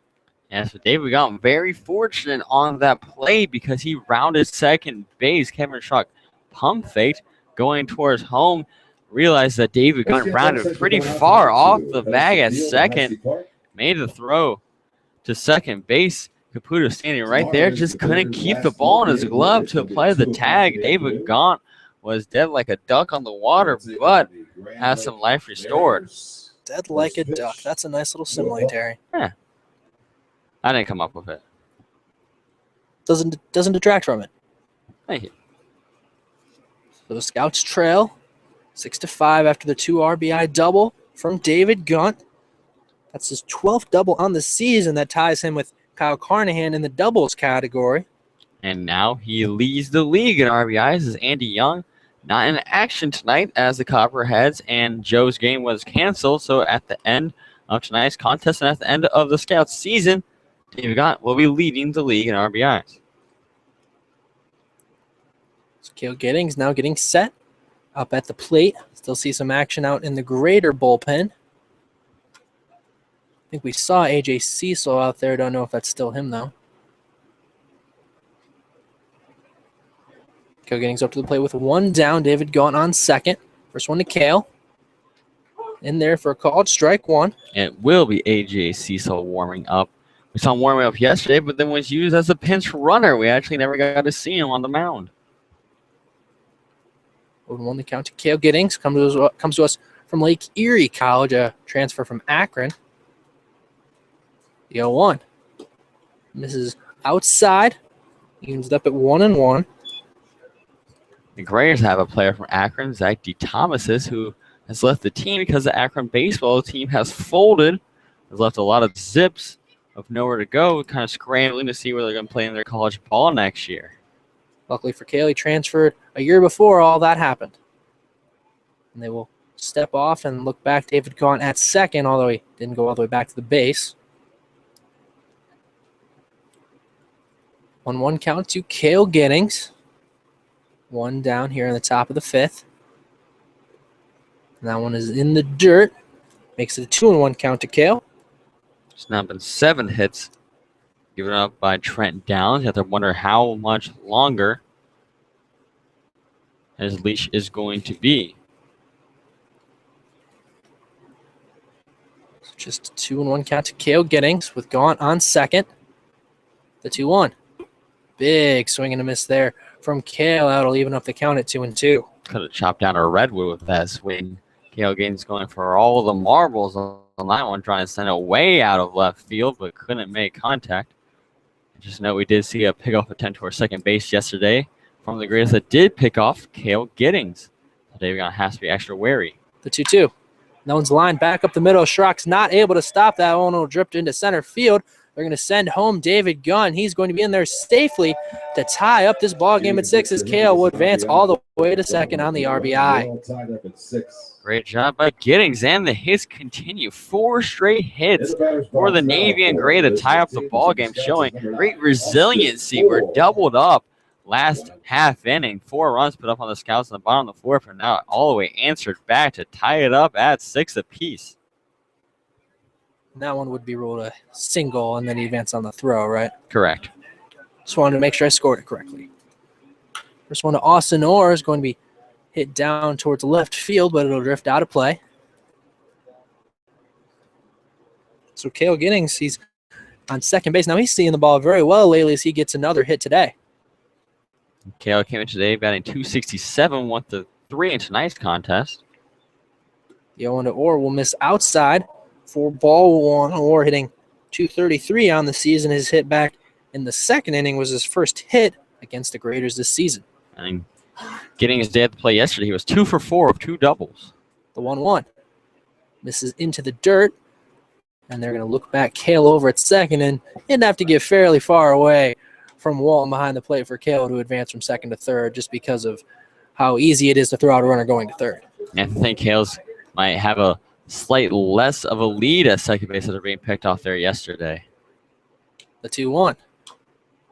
Nor's just going to chip that one away. I think that one actually bounced off of his leg before dropping into foul territory. Awesome.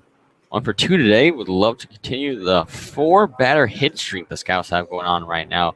Singles from Christian Binger and Kyle Carnahan. A 2 RBI double from David Gaunt, who was then singled home by Cale Giddings.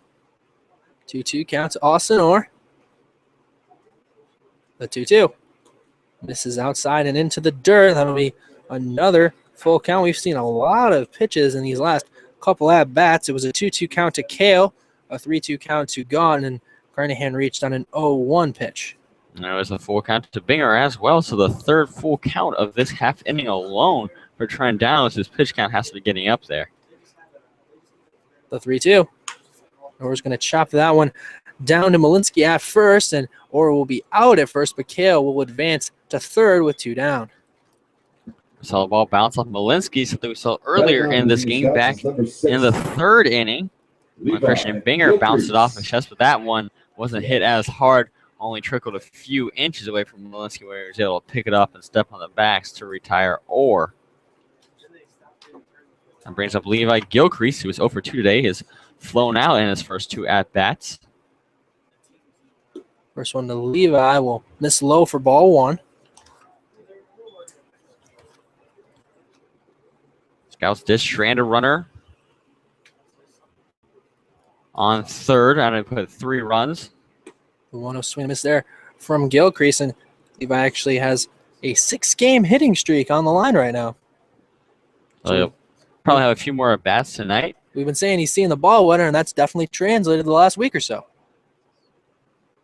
And that one's going to be lined out towards second baseman in Caputo, and he's going to flip that one over to Malinsky in time for the out, so the Scouts won't be able to bring home Kale, but they do plate 3 runs of their own to tie this ball game up at 6 apiece. The Scouts have shown great resiliency in these last couple contests. Even when they fall behind, they manage to come back and get as many runs as they need to just tie up the ballgame. They don't always take the lead, but they've been really good at tying these up. Going all the way back to Grand Lake against the Mariners in Will Cruz's last start, they were behind in that contest and were able to find a way back and get the victory. We saw them behind in the 2nd game against the Northern Ohio Baseball Club. That one became a bit of a laugher, but it started off with a 2-0 lead for the Northern Ohio Baseball Club and bases loaded before Tony Campbell came in and gave them some support. Now have evened it up against the Galion Graders, who try and play spoiler here at Heise Park. And again, I want to mention how back in the 3rd inning when the Scouts put their 3 runs across the board, they left a runner on 3rd base. And again here in the top of the 5th when they put 3 runs across the board, left a runner on 3rd base. So Tony Campbell's going to be out there for another inning of work. We're in the bottom of the 5th inning, but we do see Dylan Donnelly out getting loose in the Scouts bullpen. He is throwing, so have to expect this is the last inning we see from Tony Campbell as long as he can get all the way through this inning. Yesterday we saw 3 innings from Q McGrath. Then we saw Tony Campbell and Thomas Wanning both pitch an inning. Maybe this game kind of the same approach. And yesterday we saw Ben Aldridge pitch 3. The Scouts trying to get 3 innings apiece for their starters. Maybe another inning for Campbell. First one will miss for ball 1 to Alex Malinsky, who will lead things off here in the bottom of the 5th. Unless he was a lone batter, not to plate in the 4th. 1-0 catches the outside corner for a called strike 1. Evens it up at 1 ball and 1 strike to Malinsky, one of 2 Nittany Lions in this Grader lineup. The 1-1. Rounds that one right back up the middle. That takes a big hop off of the mound, and that one will dance all the way into short center field for a base hit. Looks like that had a landmine as it exploded into center field after hitting that pitcher's mound. For the Galion Graders is number 13, Austin. Now Austin Adams will come up to the plate for the Graders after Malinsky reached on a base hit single. 3rd hit of the day given up by Tony Campbell. Efficient inning so far. Came in to relieve Will Cruz. First one is a swing and a miss from Adams. That one had a lot of movement on that one, drifted into the dirt. Adams 2 for 2 today, both singles to right field. Both of those were against Will Cruz. The 0-1. That one misses low for ball 1. Double play ball and effect with Malinsky standing on first base after his first hit of the game. Malinsky does have 5 steals on the season, so could potentially be on the move. That one will miss low and inside for another ball. 2-1. The count now to Adams, one of 2 Findlay Oilers in this lineup.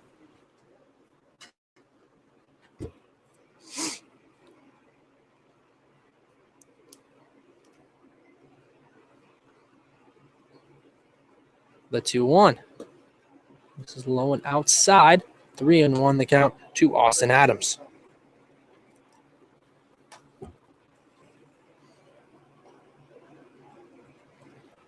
Adams reached on base hits each of his last 2 at-bats, each of them to right field. The 3-1. Just catches the outside corner. That'll bring it to a full count, 3-2 to Adams. So we see a beautiful backdrop in the left field here at Heise Park in Galion, Ohio, as the sun is set. But clouds still moving across the bright blue sky. 3-2. And that one's popped out towards short right field. Gaunt's going to get to that one, and they should be easily able to double up Malinsky, and they will. He thought that one was booping into right field, and they will double him up for the second out of the inning. And the first base coach just said that's on him. He must have sent Malinsky thinking that I was blooping into right field. I think everyone here at Heise Park knew that was going right to the glove of David Gaunt. Fortunate break for the Scouts to retire Malinsky on the 9-3 double play.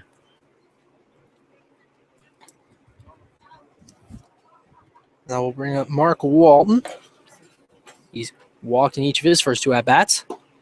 Shows bunt, pulls it back, but it's in there for called strike 1.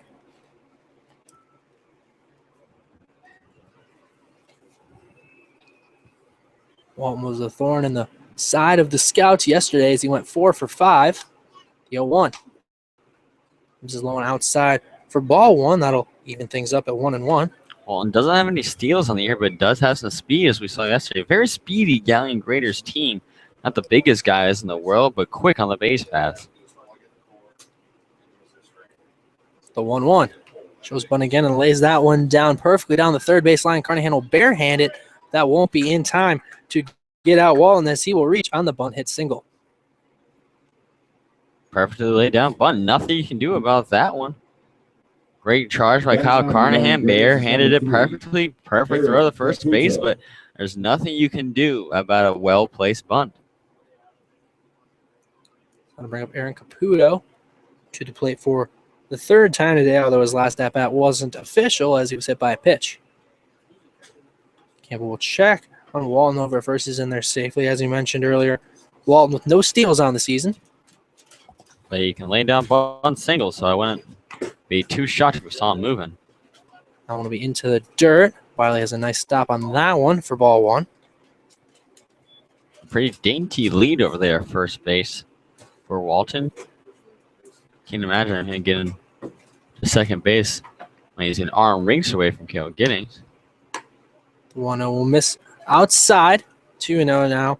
The count to Caputo comes to us from Ohio Wesleyan. The Battleby Bishops, one of my favorite names in the state of Ohio. The 2-0. That one's grounded just past Christian Binger at second.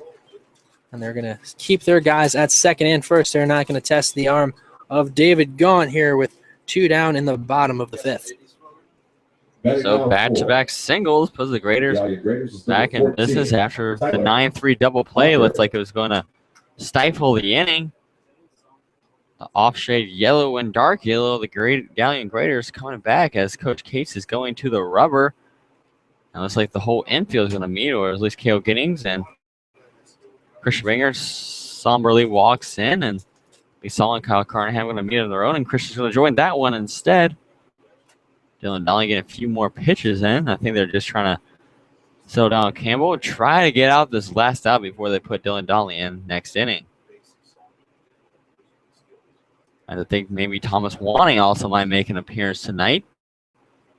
Was listed on the card. We saw him in full uniform. He did pitch yesterday, 1 inning of action. I feel like we've always seen Thomas dress. I don't think we've ever seen him not dress. That's true. He's always ready to go. But now Statesman and Lincoln Trail Junior College. Tyler Ocker now up to the plate with runners on first and second. First one is in there for a called strike 1 on the outside corner. Campbell's now allowed 3 hits this inning. 5 total in the game. Ocker 2 for 2 with 2 singles. The 0-1 he swings and misses at. Falls behind 0-2. Knockers had at-bats. Now went 3 straight innings. The 3rd, the 4th, and now the 5th.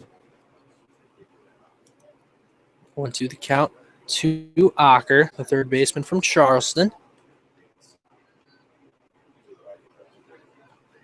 And the 0-2. And that one dances, and that one will pop out towards short right field. And that one will be caught from Christian Banger. And I'm 99% certain that one was a knuckleball off the hand of Tony Campbell. We have to ask him about that after the game. As Morris making the call. Thought I saw that one dance a little bit. So we'll have to see if we saw a knuckleball from Tony Campbell. And we will see a pitching change for the Galion Graders as A.J. Cecil coming into the game here in the top of the 6th inning. Grader Strand, 2 runners on base.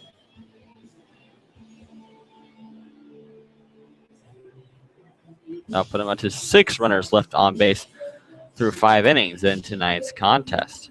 So now through 5 innings of play, it's tied at 6 apiece between the Galion Graders and your Xenia Scouts. He's from Oak Harbor, Ohio. Number 9. A.J. Cecil will come into the game to replace Trent Downs. Terry, what else should the fans at home know about A.J. Cecil, number 9, the righty? We should know that A.J. Cecil came into yesterday's contest as a pinch runner after warming up in the bullpen for a number of innings. Cecil on the year has a 7.47 ERA through 21 and 2/3 innings pitched. This will be his 10th appearance of the year, has 1 start. So mainly coming out of the pen in his last appearance against the Lima Locos. He went 4 1/3, gave up 4 earned runs on 9 hits, had a couple walks and 3 strikeouts. On the year, Cecil has 11 strikeouts compared to 7 walks, and he's another Oiler from Findlay University. So we'll now see 3 Oilers for the defensive alignment of the Galion Graders. So now we're getting set for the top of the 6th inning here in Galion, Ohio. We thank all of you for listening on our Google YouTube Hangout page, as you have been doing all season long. We thank each and every one of you for sticking around for this entire season. It's a long but short at the same time season, as there's games just about every single day here in the Great Lakes Summer Collegiate League. Batting now with the visiting team. The Xenia Scouts is number 24, Zach Wiley. Zach Wiley will get things started here in the top of the 6th inning for your Xenia Scouts. And with the 8-9 hitters as Wyatt Hogan is on deck and Lee Solomon is in the hole. Scouts trying to break into the 6-6 tie. Zach Wiley up to the plate. First one to him. Big hack and a miss for strike number 1. But I like a new pitcher. You got to think he's going to try to go down the middle to get his confidence going. And Zach Wiley recognized that, threw out a big swing, just couldn't make contact with the ball. 0-1. Another big swing and a miss from Wiley as he falls behind 0-2 on the new pitcher, Cecil. Wiley flown out twice today, once to right field, once to center field. 1 for 2 yesterday. And the 0-2. This is up and not near the zone, as he still is behind 1-2.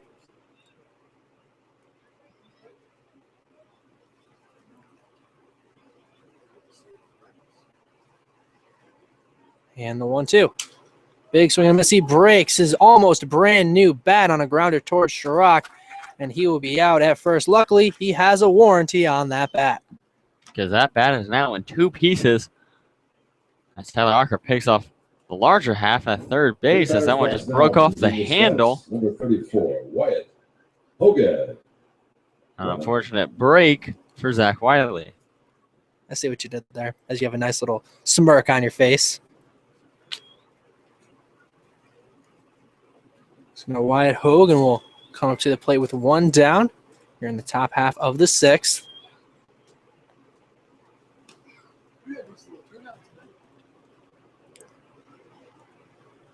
Hogan batting 163 coming into the game. First one to Hogan. Big swing and a miss there. He'll fall behind 0-1. He just barely got a piece of that one. 1 for 2 so far in this contest. And so you saw with Wiley now on the first pitch to Hogan. Very aggressive, the Xenia Scouts are on the new pitcher, AJ Cecil. I don't know if Coach K said anything to the bottom of the lineup about swinging early. The 0-1 misses way outside. That'll even things up at 1-1 to Wyatt Hogan.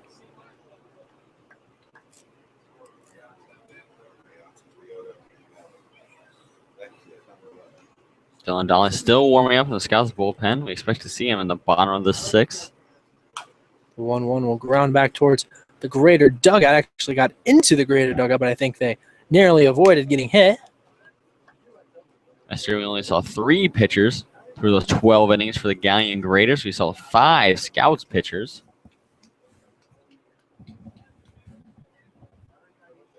1-2, the count to Wyatt Hogan. Comes to us from Hendricks College in Arkansas, originally from Simi Valley, California. 1-2. And that one's going to be grounded towards third, but that one will drift into foul territory. We'll try again at 1-2. Tyler Archer gave it some good chase, and Archer's had some struggles on third base today. He does have 2 errors, both of those back in the 3rd inning. That 3-error 3rd inning for the Galion Graders, which put 3 runs on the board for the Xenia Scouts. 1-2 count to Wyatt Hogan. The 1-2. Big swing and a miss, but that one's going to be dropped by Walton behind the plate, and they're going to have to throw it to first base to get out Wyatt Hogan officially. Another first strikeout for AJ Cecil. Only the 2nd strikeout of the day for the Graders, as all the way back in the 1st inning, Trent Downs struck out David Gaughan to end that inning. That's going to bring up Lee Solomon, who's 1 for 3 today. After going 0 for 6 yesterday, that makes it 1 for 9 in this series and the away and away here at Galion, Ohio. First one to Lee Solomon. In there for a call, strike 1. Not from too far from here in Gahanna, Ohio, a part of Columbus.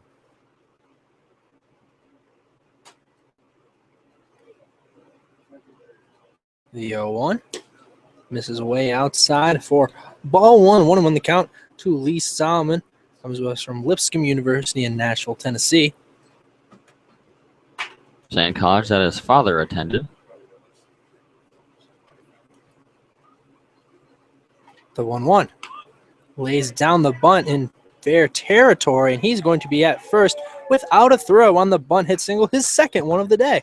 I think you can still see some of the smoke on the first baseline because he was moving on that one. Laid down the bunt. Didn't go very far, but AJ Cecil couldn't get to it nearly in time. And Lee Solomon absolutely burning on that one. See if he's going to try to swipe stolen base number 14 on the year. That'll bring up Christian Binger to the plate here with 2 down. We're in the top half of the 6th inning. Tied at 6 apiece between your Scouts and the Galion Graders. First one to Binger.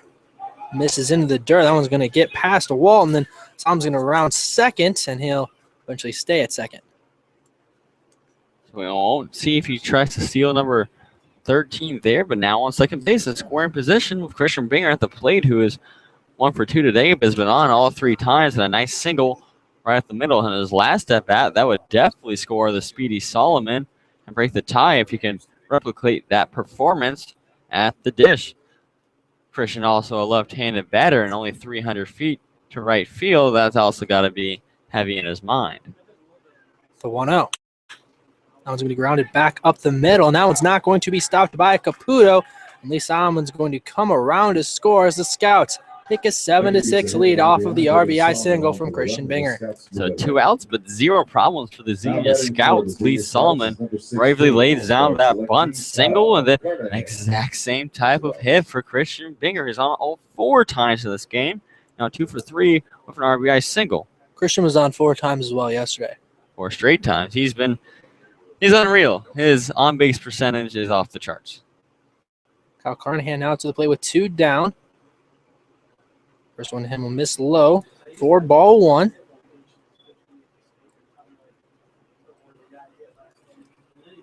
Carnahan 2 for 3. Today he had an infield hit in the 3rd, and he eventually moved all the way to 3rd on an error. The 1-0. Grounds that one past Chirac at shortstop into a left field for another base hit for Carnahan. That's his 3rd on the day. And just a little to the right of Schrock, and didn't think we would see a die there. It's just too far out. And again, the 2, 3, 4 hitters for the Xenia Scouts have been the absolute juice of this lineup and providing they're the jumper cable starting up the dead battery. David Gaunt now will be up to the plate. Runners on first and second, which is exactly what he started with his last at-bat as well. And he had that 2 RBI double. I plated both Binger and Carnahan. Kyle Carnahan having a fantastic day. 3 for 4. Christian Binger would have been yesterday's player of the game. We were unable to have one. So Christian again finding the confines of Heise Park to be pretty friendly to the second baseman. Have to see what David Gaunt can do here with 2 down here in the top of the 6th. First one to Gaunt. And there for a called strike 1.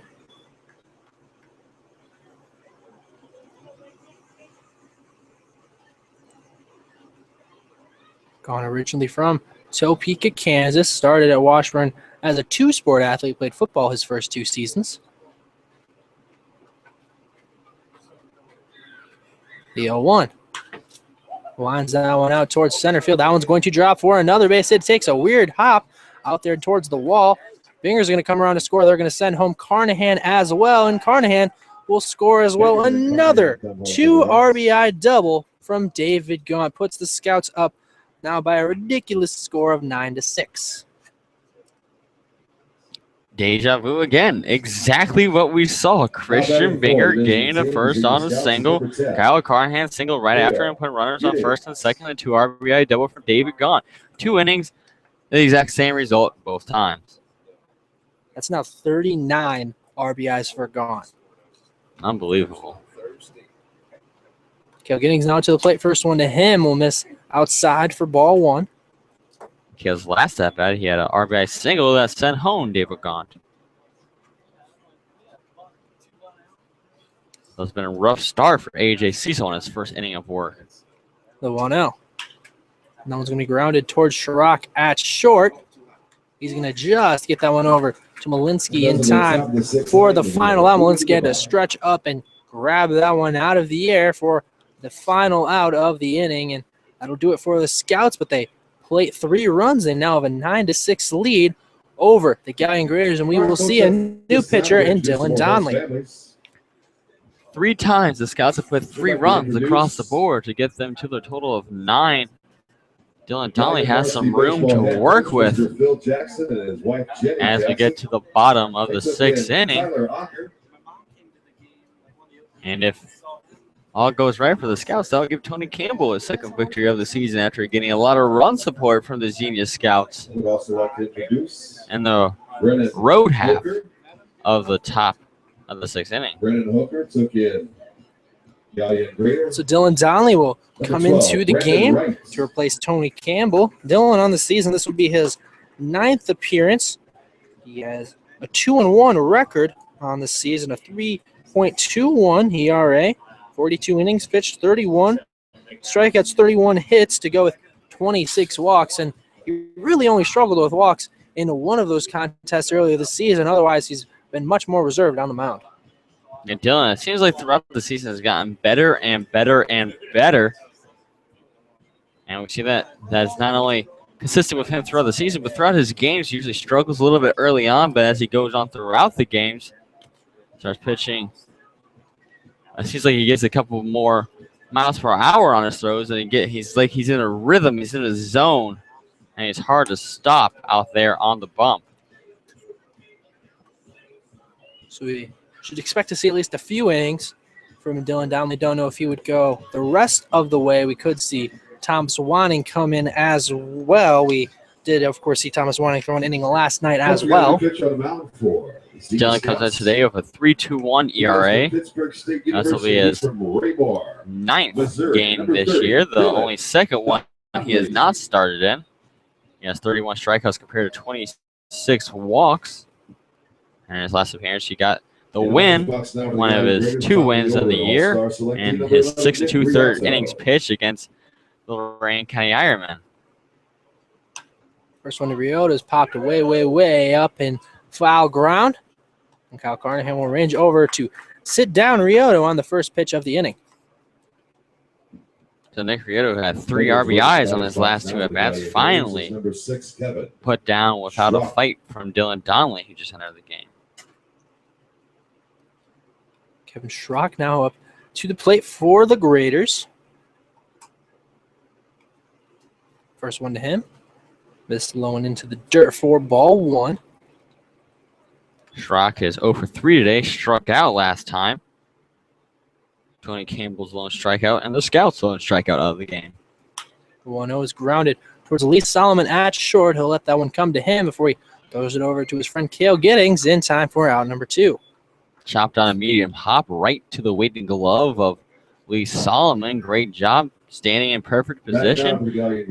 2 up, 2 down.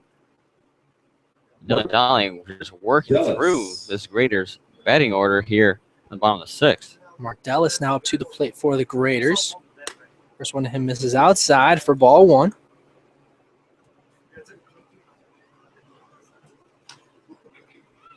The 1-0. And that one pops out of play, evens it up at 1-1 to Dallas, our Rocket from the University of Toledo. Single last time.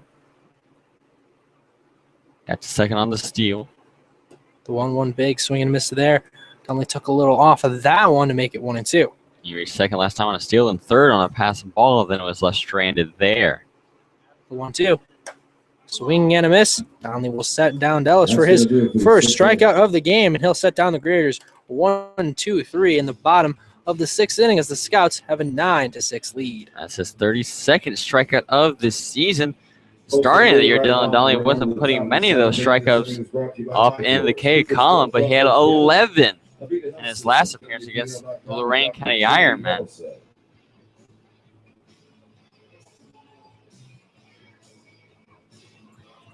So now we'll see A.J. Cecil for another inning of work. He came in the last inning to replace Trent Downs.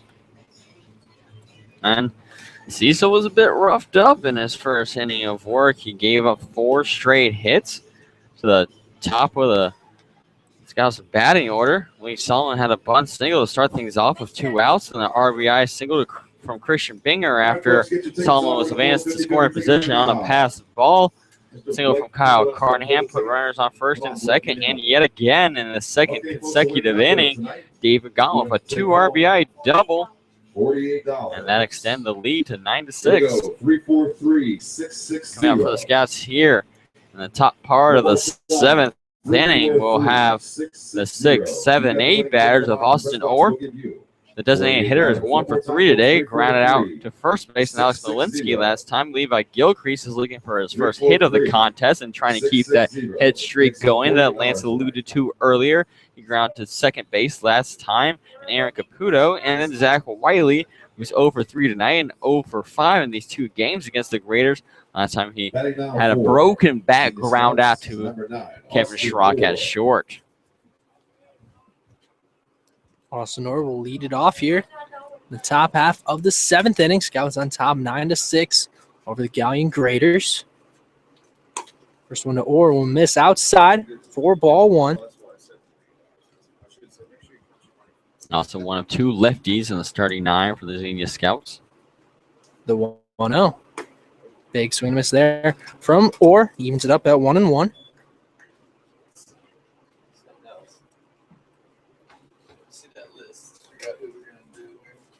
The 1-1. We'll ground that one towards Schrock at short. He'll get that one over to Malinsky in time for out number 1. That one seemed to take a weird hop in the infield, but Schrock was still able to corral it for the first out. We've seen a few of those weird hops, not only in the infield, but in the outfield. We saw that double that got past Nick Ryota earlier in center field. Now from Schrock, it did look like, especially right into the glove, he had to bend down a little more than I think he was expecting, but a nice throw at first base from Kevin Schrock, because if not, I think Austin Orr might be sitting on first right now with an infield single as Levi Gilcrease steps up to the dish. First one to Levi. In there for a called strike 1. Gilcrease over 3 thus far today with 2 flyouts and 1 ground out. Scouts trying to get the victory and secure the 3rd place in the league standings. The 0-1. Grounds that one right back up to Cecil at the mound, and he'll just get that one over to Malinsky in time for out number 1. He fumbled with it a little, but still stayed with it for the out. One more time, folks. Levi Gilchrist always hustling, could not beat that one out. We like to mention this before the season ends. Levi Gilchrist actually played in the Little League World Series with former scout Kevin Merrill. His team actually reached the semifinals, representing the Southeast team. Special assistant to the assistant to the assistant. First one is Zach Wiley. Will miss low for ball 1. Wiley using a different bat than he is used to over the last week or so. He broke his brand new bat. He received it before game 2 against the Grand Lake Mariners up in Salina. The 1-0. And that one skied out towards center field. Ryota will get under that one for the final out of the inning. So the Scouts quickly go down in order, 1, 2, 3 to start off the 7th inning. So a tale of 2 innings as they get 3 to come across back in the top of the 6th, and then 1, 2, 3 for the second time of the game only. What's your name, sir? It looks like nothing was really going for the Xenia Scouts here in the top half of the 7th, and it's up to Dylan Donnelly to shut the door again in the 7th on the Galion Graders, just like he did when he first came in at the bottom of the 6th inning. Dylan Donnelly will be out there once again for your Xenia Scouts.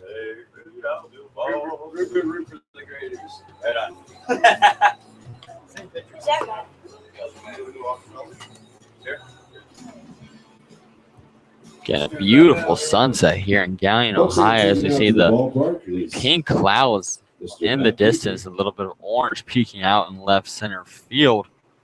On the last game of the regular season, game number 40 for the Xenia Scouts. It seemed like just yesterday we're down in Cincinnati for the exhibition against the Cincinnati Spikes, a game in which the Scouts won, by the way.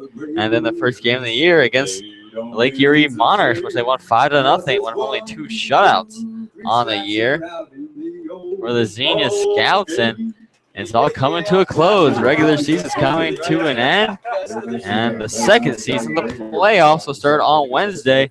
Scouts trying to secure that 3rd seed, which will put them against either the Cincinnati Steam or the Grand Lake Mariners. We'll have to pay attention to the rest of the league starting tomorrow to see how that shapes out. First one to Jake Krupar. Big swing and a miss there from the other Rocket in the lineup. Tally went 1, 2, 3 in the bottom of the 6th inning. Yo, 1.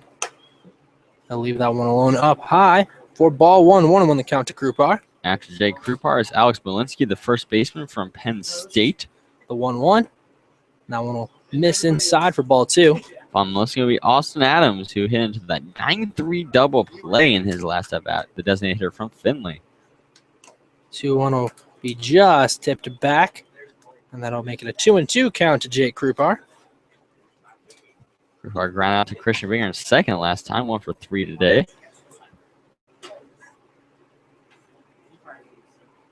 The 2-2. And that one's going to be popped down the left field line, but that one will just drift out of the reach of Kyle Carnahan and fall out of play. We have a nice crowd here at Galion. Have a lot of fans parked in their lawn chairs around left field.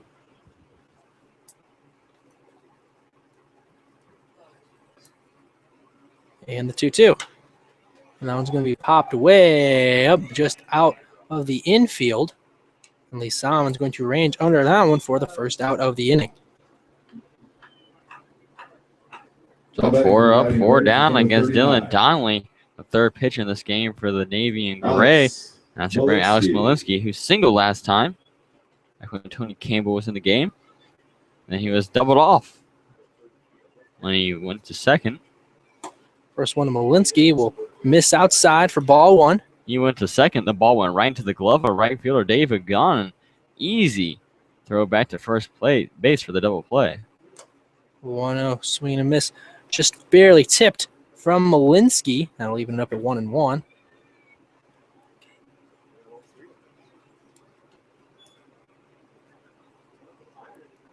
Now the 1-1. That one's going to be hit down towards right field. That one will drift into foul territory just near the Scouts' bullpen. You see Nick Street out there, not warming up, though. The 1-2. Just misses a little up and away for ball 2 to Malinsky. It's a 2-2 count. Good job from the Nittany line, not swinging at that high heat, hard to hold off of. That one's going to be popped out towards short center field. Levi Gilcrease will try to range over that, but he will be cut off by David Gaughan, who goes out there to make the catch.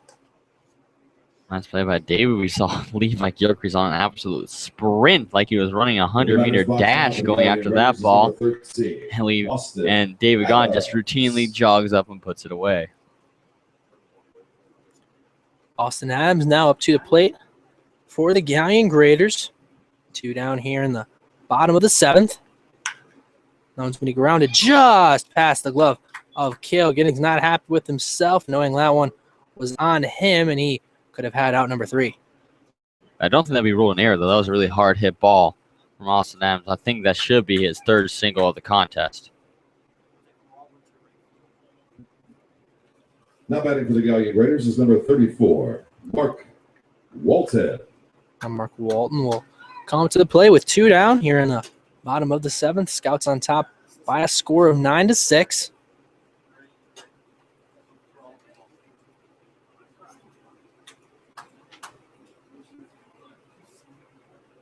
First one to Walton. Miss up high for ball 1.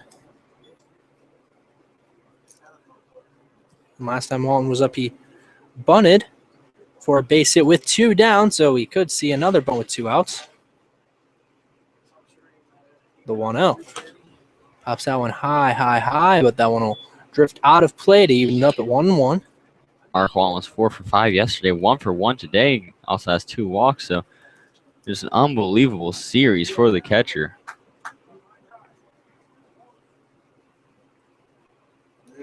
The 1-1. Catches the outside corner for called strike 2 as Walton will fall behind 1 and 2.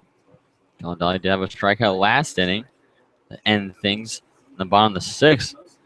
Lost some deja vu here in the bottom of the 7th. The 1-2. And that one will get past the glove of Zach Wiley, and that will allow Adams to head over to second.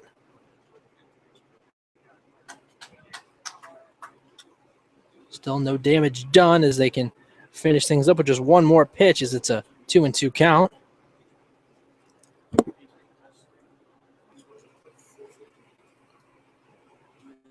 Two and two. The count to one as Donley briefly stepped off.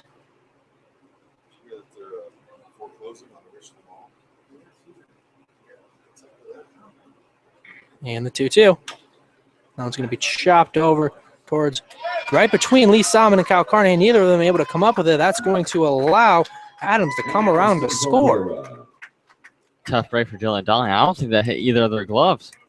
I think it went right down the middle, right down the bullseye between short and third base. So that's going to be an RBI single. Now batting for the Galion Raiders is And number really 3, tough for Donnelly to swallow that one. So it brings up Aaron Caputo with 2 down as the Graders cut down the lead to 2. They trail 9-7. First one to Caputo in there for a called strike 1 on the inside part of the plate. And his team's showing that you can get down but not out. With 2 outs, both teams putting runs on the board. The 0-1. That one's popped away up towards the right field. That one looks like it'll hang in the air too long. And Gaunt will get under that one for the final out of the inning. But not before a couple unconventional plays will allow the Graders to plate one as they now trail 9-7 after 7 innings of play. And we've seen it from these two teams the last 2 nights. You can't afford to give up any gimme runs like the Scouts just did, because either side liable to go off for 3 or 4 runs in an inning at any time. Just get hot, string a couple hits together. Who knows if that one run in the bottom of the 7th is going to come back to hurt the Scouts. We'll move on to the top of the 8th. Scouts still leading 9-7. And no action out in the Scouts bullpen, so I have to think we'll see Dylan Donnelly for the 8th inning. Don't know if that will be his last or not. I think it just depends on the flow of the game. No activity in the Graders bullpen either. A.J. Cecil now about to embark in his third inning of action, was roughed up in his first inning, gave up 3 earned runs. But they went 1-2-3 at the top of the 7th. Seemed to have calmed down a bit, but it's the 9-1-2 batters coming up for the Xenia Scouts, and that 2 for actually now kind of 1 through 4 spot today. That's been the sweet spot for the Xenia Scouts, as Lee Solomon, Christian Binger, Kyle Carnahan, and David Gahn all have 2 hits apiece minimum. But Wyatt Hogan will start things off. He's 1 for 3 today. Singled and scored back in the 3rd inning, 1 of 3 runs in the 3rd. Flew out to left field and struck out last time. He's the 2nd batter that A.J. Cecil faced. Wyatt Hogan now up to the plate for your Xenia Scouts to lead off the 8th inning. They lead 9-7 over the Galion Graders. First one to Hogan. Hits that one in his bat. Goes all the way down to 3rd, right near Coach Cates. Get that boy some pine tar. I think that's the same bat that Zach Wiley was using early. Maybe a little bit of sweat conversion between the 2 hands of Wiley and Wyatt Hogan. Just too much sweat for the bat to handle. Not enough grip. And that we see it flying. That's some baseball science as done by Terry Lash.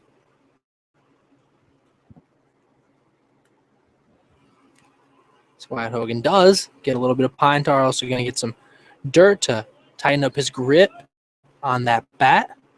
It's a 0-1 count to him after that first one.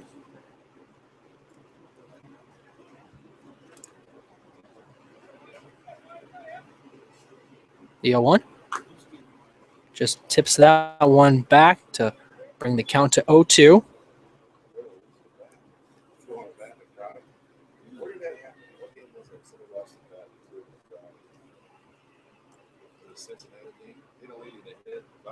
Oh, 2 count to Wyatt Hogan. Comes to us from Hendricks College in Arkansas. Cecil does have 1 strikeout here in his relief effort. The 0-2. Will miss up and away for ball 1, 1-2 to count to Wyatt Hogan, the left fielder for today's contest. Just trying to give him a chase after that one, well outside of the zone, up high. Coach Case did talk about earlier a couple of batters swinging high yesterday on 3rd pitch strikes. The 1-2. That one's going to be popped out towards short right field. And a nice overhead catch for Malinsky will set down Wyatt Hogan for the first out of the inning. Yeah, brought out his basket and just plopped right in there. That was a really tough play. Another blooper for Wyatt Hogan. His single back to 3rd was a blooper to center field. Almost got one to right field, but a nifty play by the Nittany Lion. So Lee Solomon up to the plate in what could potentially be his last at-bat for the Scouts. We're in the 8th inning, so we need a lot of offense to see his bat again. Or the odds he lays down another bunt. Probably not high as Tyler Ocker is already in the grass. First one to Solomon. Just misses inside for ball 1. Solomon 2 for 4 today with 2 bunt hit singles. The 1-0. Misses low and into the dirt. Now it's a 2-0 count to Solomon. So Austin Orr with a 2 bunt single night against the Cincinnati Steam down at McLeary Field.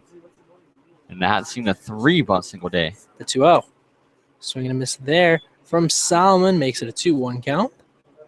And that Sangay Lee Solomon led off the contest with a leadoff home run, one of his 2 leadoff home runs on the year.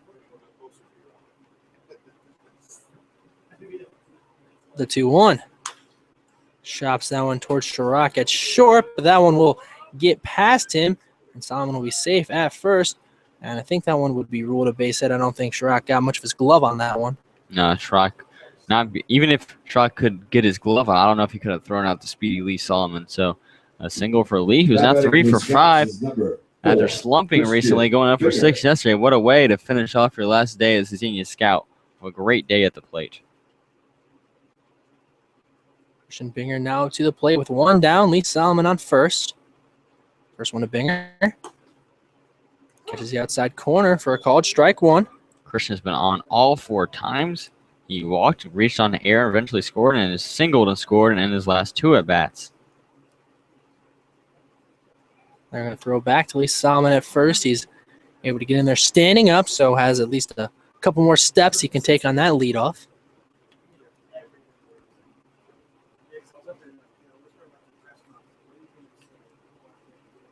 The 0-1. Pitch out on that one will even things up at 1-1. A pretty obvious move back from Walton behind the dish. Lee Solomon has to recognize that, saw all the movement. Maybe now is not the time to steal. 1-1 count to Binger. And they're going to step off and look back at Solomon over at first. Again, Lee Solomon, the team leader in steals.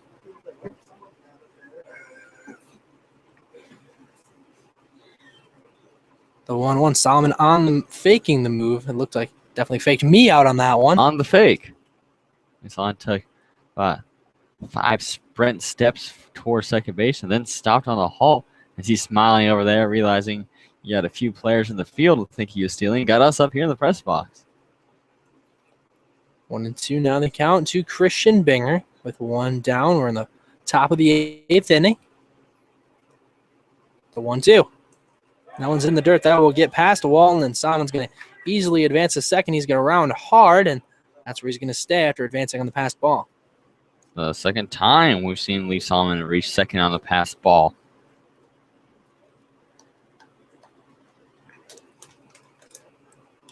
Last time in this exact same spot, Christian Binger was able to single home Lee Solomon.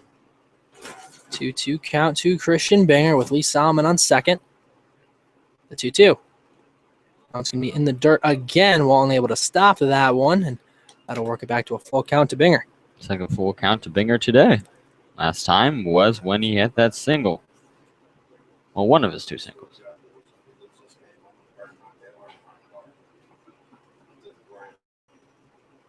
The 3-2 count to Binger. The 3-2. And that one's going to be in the dirt. And that's the truth, just like Paul Pierce for his 34th walk. Ah, you went the truth. Yeah, I went the truth. Shaquille O'Neal and you chose Paul Pierce. Scouts is number 16. I don't even know if I Shaquille want to finish the O'Neal broadcast. worth 34 just with the Lakers. So that's why you like him so much. Yeah, that was the best part of his career. He won 3 NBA titles. One of the most dominant big men in NBA history. Now let's move on. I'm not even going to discuss this I knew anymore. that would get you riled up. That's the only reason I said it. You went for Celtic. Anyway, Kyle Carnahan will be up to the plate as I upset Terry greatly. First one to Carnahan. We'll foul that one back. Now Terry's probably only going to talk when he has to. And if history is going to repeat himself as I avoid that conversation entirely, Kyle Carnahan has hit 3 straight singles. And with Christian Binger on first, I'd like to continue that trend. The 0-1. Checked his swing. They're going to say he went around as he falls behind 0-2. Tough call for Carnahan. Must have went a little too far and quickly down 0-2. Hasn't been in this spot. More having to work his way back. 0-2 count to Kyle Carnahan. Runners on first and second with 1 down. The 0-2. Solomon on the move, and now it's going to be hit towards Chirac at short. He's going to have to just go over to first, and he'll be able to get out Kyle Carnahan, but the runners will advance to second and to third. So a successful hit or run. That's pretty much as good as a sack bunt. Doesn't get recorded the same in our scorebooks, but a good play by Kyle Carnahan. Again, David Gaunt coming to the plate with a position to bring home a couple of runs. As we see some activity in the Graders bullpen.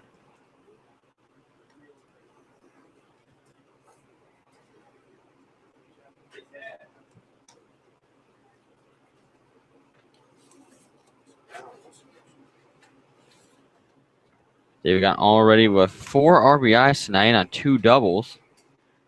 Those on his last 2 at bats. Let's keep the good times going here at Heise Park. So runners at second and third for David Gaunt as we try to figure out who is warming up in the Grader bullpen. I believe it is Ben Hamilton, the Otterbein Cardinal, warming up from Richwood, Ohio.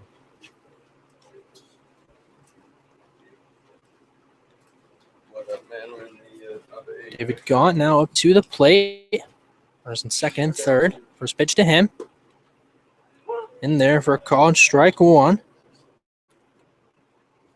I have to say, Cameron Schrock has a nice cannon for the shortstop at shortstop, and he's made a couple of nice plays tonight. The 0-1. This is low and outside for ball one, and we've seen players play out of position, so not out of the realm of possibility that Schrock would be playing elsewhere. But even yesterday, we saw him have a couple of nice throws. I think maybe that play to Kyle Carnahan we just saw might have been a lot closer. We see anyone else over there short. Now Cecil's going to reset himself briefly. 1-1 count to David Gaunt. League leader in RBIs now. The 1-1. That one's into the dirt. Solomon's going to try and come home, and a great flip when he will be safe at the plate. And Binger's going to try and come around as well. No one covering. And Binger's going to be thrown out on a very unconventional play. The Scouts will add on to their lead. They now have a score of 10-7, but Binger thrown out trying to swipe home as well.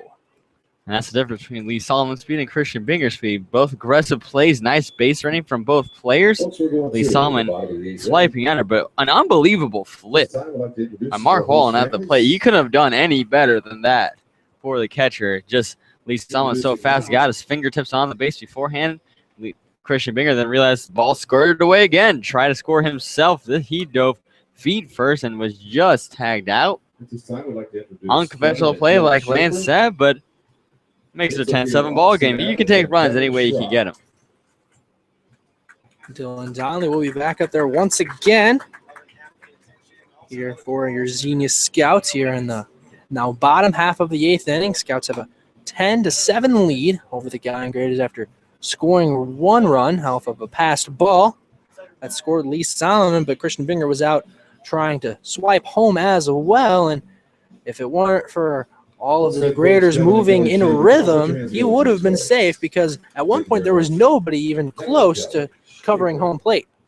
Not at all. And great move by Cecil up there to get back to the dish and be able to tag out Binger. But it was very close. Very, very, very close play. Folks, we're in the bottom of the eighth inning, batting now for the Galion Graders. Tyler Ocker now will lead it off here in the bottom of the eighth inning for the Graders.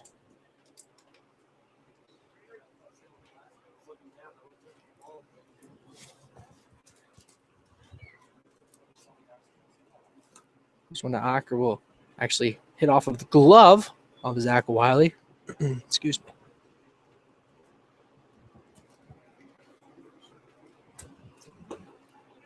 And that one's in there for a called strike one. Evens it up at 1-1 to Ocker, the third baseman from Charleston.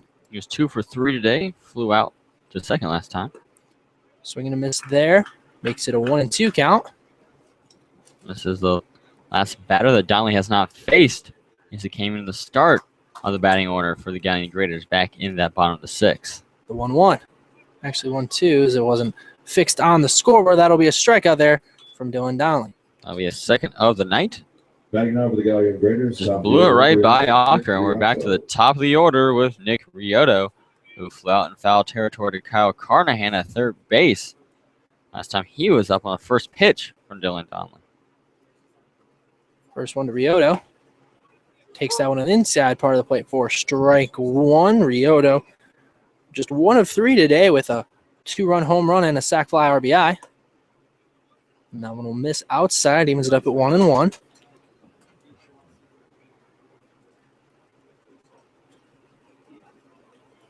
Now the 1-1. Great break to that one. That'll break right into the strike zone. Makes it a 1-2 count to Rioto. One of the highest scoring ball games of the season for the Xenia Scouts in this 10-7 contest. The 1-2. That one's been lined just over the jumping Lee Solomon into center field for a base hit from Rioto, his second of the day. Say Lee Solomon sneaks pogo sticks into his cleats before every game, I'm pretty sure. We've seen a couple of those plays where he jumps sky high, somehow able to come down with it. Lee Solomon, the shortest player on the team. He just had a few more inches. I don't know if any balls could get past him at shortstop. It's not Kevin Schrock. Will be up to the plate for the Graders. First one to him. Catches the outside corner for a called strike one. Strike has been great in the field, but struggling a little bit from the plate. He's 0 for 4 today. Ground to short last time. The 0-1.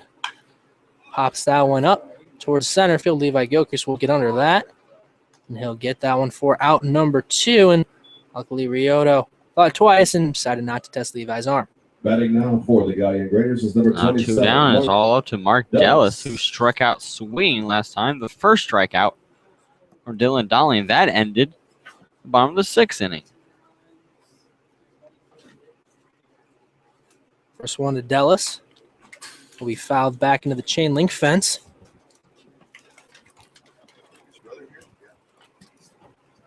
0-1 count to Mark Dallas, the left fielder from the University of Toledo. The 0-1. Just breaks above the zone, and it'll even things up at 1-1.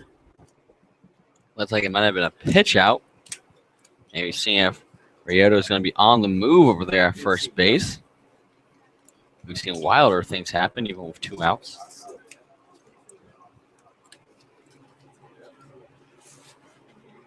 The 1-1.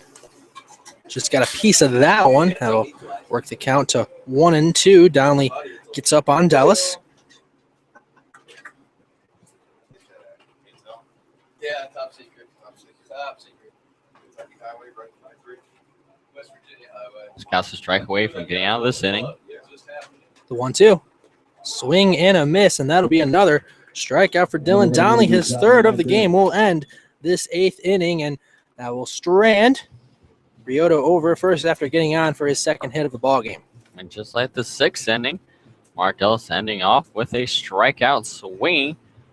That was all up to the last 3 outs of the ball game for the Graders if they want to try to get back-to-back wins over the Scouts. Yes, sir. That is back Mr. in the Lindsey Buckingham, Holiday Road from 1983. first 2 games of the doubleheader back at Grady's Grady's Field. As we see Thomas Wanning begin to warm up in the Scouts bullpen. The Scouts went 2-0 in that doubleheader and trying to get the season series victory over the Graders, trying to get that 3-1 advantage. So now the Scouts will have the lead going into the bottom of the 9th inning. Just a matter of if it will be by a 10-7 margin or if it will extend a little more, and we will still see A.J. Cecil out there. It'll be Ben Hamilton now on the mound. Are you sure? I believe that says number 5, doesn't it? Maybe. I thought it was still 9. Maybe I'm wrong. I'll put on the nifty binoculars to see if we can find out, but I thought I saw the number 5 with Ben Hamilton. Nope, number 9, I'm wrong. See, we all make mistakes. It's okay. We all make mistakes. I wrote them down on my scorebook. That's disappointing. I mean, there's still a chance he could come in. He's just not going to start off the inning. You never know. Stranger things have happened. We always say that. That's true. As David Gaunt will come back to the plate, we saw him in the top of the 8th inning before that wild play that scored Lee Solomon. Christian Binger out at home plate. This will be the first time he's coming up to the plate with nobody on base. You're right. First one to Gaunt. In there for a called strike one. And that's another thing I've seen. David has been taking a lot more pitches than usual. He's always been at least taking it to an 0-1 count before doing anything. I think he's taken every single time that first pitch. The 0-1. Grounds that one just past the glove of Acker. That'll be another base hit for Gaunt. That'll be his 3rd hit of the day, first single.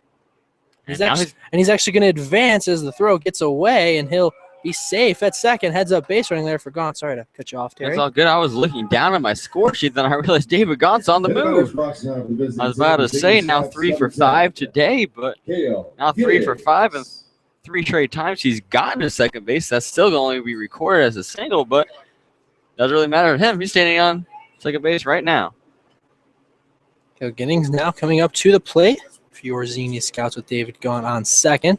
That's going to be air on someone. I don't know who, though.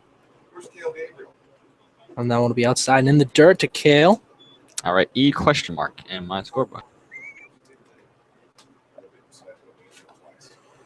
1-0 count to Kale Giddings. He's came up to the plate the last couple times with David Gaunt on second base. The 1-0. I want to be outside in the dirt. 2-0 the count to Kale, the first baseman from Lake Erie College.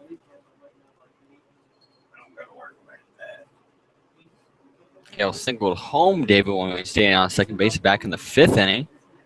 Kale's lone hit and RBI of the contest. The 2-0. In there for a called strike one just off the outside part of the plate. 2-1 the count. Kale went 2 for 4 yesterday with a couple of doubles. 2-1 the count to Kale Giddings. And he will step off and look back at David Gahn over at second. David starting going back to the bag, realized no one was holding him on, so he retook his lead. The 2-1. Kale thought about that one, but holds up, and now it's a 3-1 count. Smart move to hold up because that one broke all the way into the dirt, got away from Walton a little bit, took a couple of feet away from him on the bounce. Gone. Thought about it, then realized I should stay at second base. The 3-1. Kale's going to pop that one way up, but that one's going to get out of play, so that'll make it a full count to Kale. Earlier tonight, I saw someone park a yellow Corvette right around where we were parking. As we see that ball go back, I'm terrified for that driver, and I hope they have great insurance. If you've got a Corvette, you can probably spring for some good insurance. I hope so. The 3-2. And Kale's going to be caught looking on that one that just barely caught the outside corner, and Kale will go down on strikes for the first time today. Second strikeout for Cecil. I think Kale thought that was a little bit low. Gave a little bit of a grimace as he head back to the dugout as Austin Orr comes to the plate. Austin Orr will come up to the plate. So 1 for 4 today with a hit back in the second inning. Might be a perfect time to lay down a bunt. Tyler Archer would be none the wiser.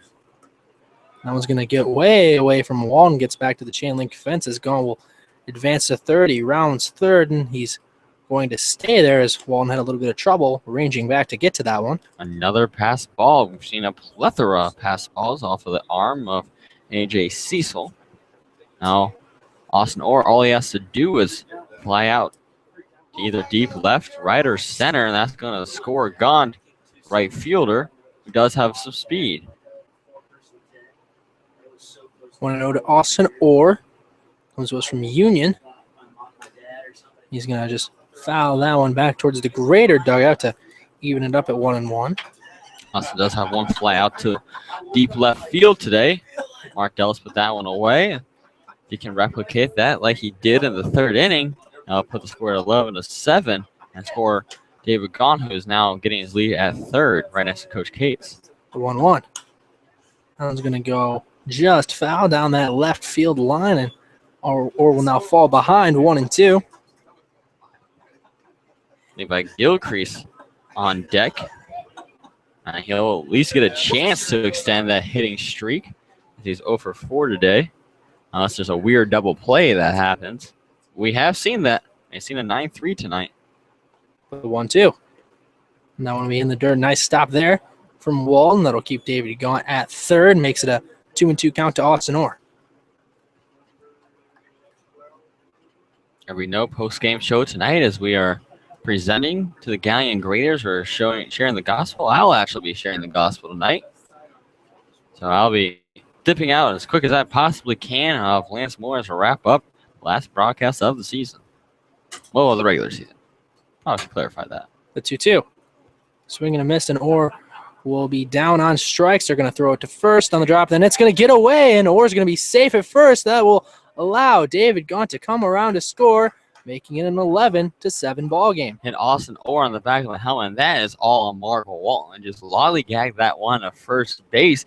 All he had to do was throw with a little bit of oomph, and would have easily got out the sprinting Austin Orr, who did a great job sprinting it out and was rewarded for it. So a hustle run definitely just scored by the Xenia Scouts. And I don't know who the error goes on. I believe it should go to Walton. Yeah, Gilcrease up to the plate. That one's going to be lined out towards right field, and that one will get down for another base hit. He'll have officially a 7-game hitting streak, and he will get all the way to second on the stand-up double. That will score Austin Orr, making it a 12-7 ball game. And it's funny how baseball rewards those who hustle. This inning should have had 2 outs with a runner on third base and David Gaunt, but because of the throw that hit Austin Orr on the back of the helmet, he just came around to score, and now Levi Gilcrease on second with a 5-1 lead and only 1 out. First one is Zach Wiley, big swing and a miss there. Wiley 0 for 4 today with 3 flyouts and 1 ground out.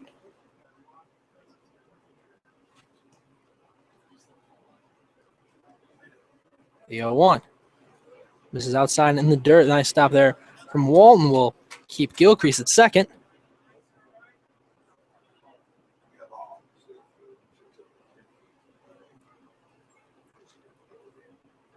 One count now to Zach Wiley, the catcher from Union. The 1-1. Gilcrease on the move, and that one's actually going to hit Zach Wiley. So that means Gilcrease will have to go back to second, although he would have easily been in there for a stolen base. So I don't know if that's better for the Scouts or not. They do have 2 runners on with only 1 out, but Levi Gilcrease would have easily stolen third base and would have tied Lee Solomon for most on the team. Now Wyatt Hogan comes to play, and maybe another at bat for Lee Solomon. He thought it was going to be his last at bat as a Scout, but we might see him here in the top of the 9th. It all depends on the bat of Wyatt Hogan. And we said that we would need a lot of hitting to see him again, and that's exactly what we've got here in the top of the 9th.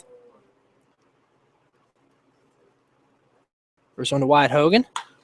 Lines that one back to Caputo at second. They actually will be ruled safe at second as they weren't able to convert it on the attempted play to second, and everybody's going to be safe. I thought Cameron Strike had it long enough to touch the bag, but infield umpire Ron Black says he did not have control on it. Zach Wiley lucky enough to get to second. Wyatt Hogan reaches on the fielder's choice.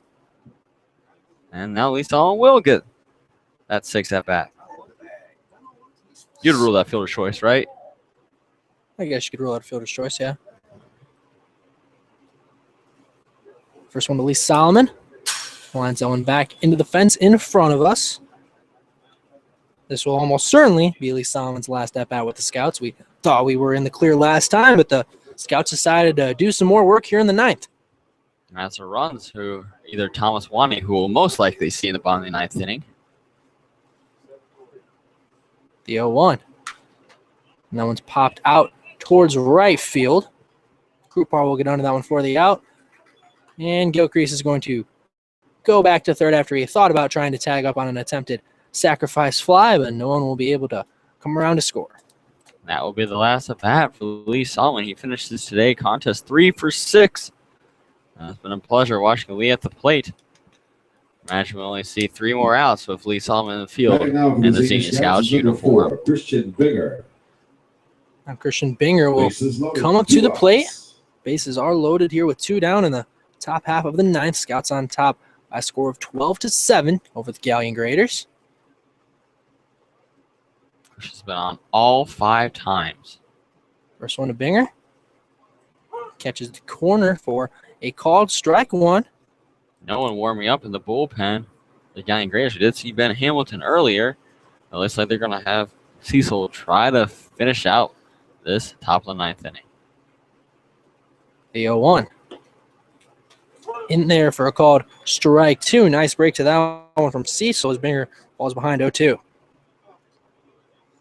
As shown by his 33rd and 34th walks of the season today, 0-2 count will not phase Christian Binger. Step up with the same poise he does at every at-bat. The 0-2. No one's going to be lined into left field for a base hit. Gilcrease will come around to score, and they will hold Wiley up at third. That one's going to get away from a couple greater fielders, but with Wiley's limited speed, they're going to keep him at third. Smart play. Smart play holding up at third base, not only on the throw, but on what could have been an error. But an RBI single for Christian Binger, who is now 3 for 4 today and has been on base all 6 times with a pair of walks. Scouts now on top by a score of 13-7, one of their higher scoring outputs on the season. This is a crazy day for Christian Binger. This is not the same as Kyle Carna's 5 for 5, but it's right up there. It's been on base every single time. 6 times. That's impressive. And that one's going to plunk Kyle Carnahan to drive in a run. That's the first time we've seen him be hit by a pitch in a long, long time. That'll be his 11th time on the summer, as you were just about to look that up, weren't you? I was. I was actually going to look at the league lead, but I'm pretty sure he still has that as well. Kyle. And also, I don't know, is that the first time he's had a hit by pitch RBI of the season? That is another question. That I'm not going to look up because that'll be very, very hard to find out. It wouldn't be that hard to find out. I only have one book that has no numbers in that's it. That's true.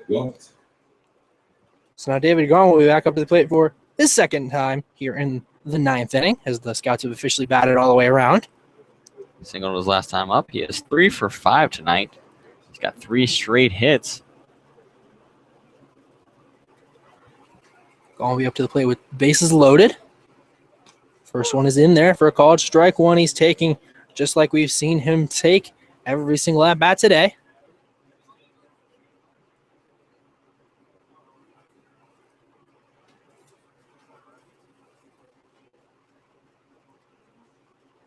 On 1 count to David Gaunt with the bases loaded. The 0-1. Big swing and a miss there, and Gaunt will fall behind 0-2. Gaunt already with 4 RBIs in the contest. Both of those came in the 5th and 6th innings on those 2 doubles. Caught behind 0-2. Scouts on top by a score of 14-7. And the 0-2. Swing and a miss. Gaunt will go down on strikes for the second time today, but not before the Scouts plate 3 more runners to take a 14-7 lead going into the bottom of the 9th.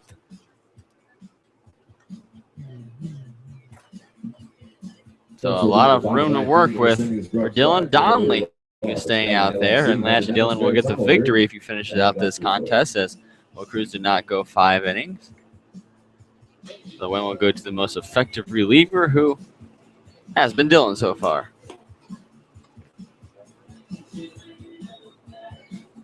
Was the score, wasn't Tony in the line for the win? And unless it, not because Will Cruz didn't go 5 innings, then it goes to the reliever who had the best performance. Something that I just learned this summer. So Dylan Donnelly will be back out here in the 9th inning. We thought we may see Thomas Wanning, but I think that was only because it was a potential save situation before the Scouts put up 4 here in the top half of the 9th to take it out of the save situation. We do see Nick Street warming up. So maybe might put Nick in the game. It would be the first time we see Nick come into a game with a big Scouts lead. Usually it's when it's a big Scouts deficit, aside from the couple times he started before any runs were on the board. We have to think that would end the chances of Thomas Wanning coming into the ball game. For the Raiders is number 25, Jake Krupar. Jake Krupar will lead things off here in the bottom of the 9th for the Graders. First one to him, a big swing and a miss for strike 1. But regardless, Dylan Donnelly is the one that's on the rubber right now, so that's all that really matters. The 0-1. That one's going to be popped back out of play as Krupar falls behind 0-2. This is Donnelly's 4th inning of action. Came back in the 6th. Has been lights out. It's only given up 1 earned run, which is really hard to say. The 0-2 is going to be strike number 3. Krupar will go down on strikes looking. That'll be the 4th strikeout of the game for Dylan. I say it's hard to give Donnelly that earned run because it was a chopper that went right between Kyle Carnahan and Lee Solomon. Some blame should be placed on each of them, but it should have been an easy out and would have avoided that run given up by Donnelly. First one in Malinsky will be flown out of play for strike number 1.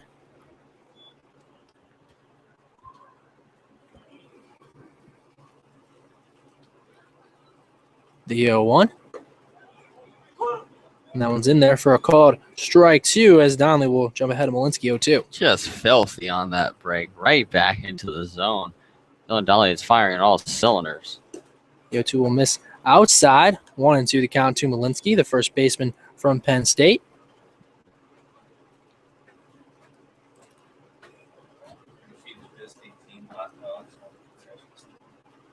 And the 1-2. And that one just didn't break into the zone. That stayed up top. It'll even it up at 2-2. I think he was trying on a different type of pitch there. think he was. It just didn't break into the zone. Didn't have the rotation he was hoping for. The 2-2.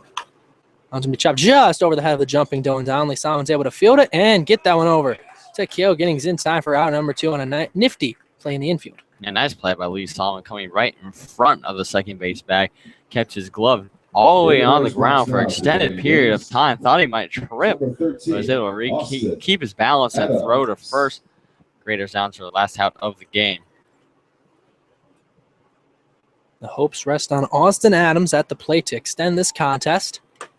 First one will miss up high for ball one, and he's probably one of the guys you'd want to come up to the plate as he does have 3 base hits today. And the second guy he went up is on deck.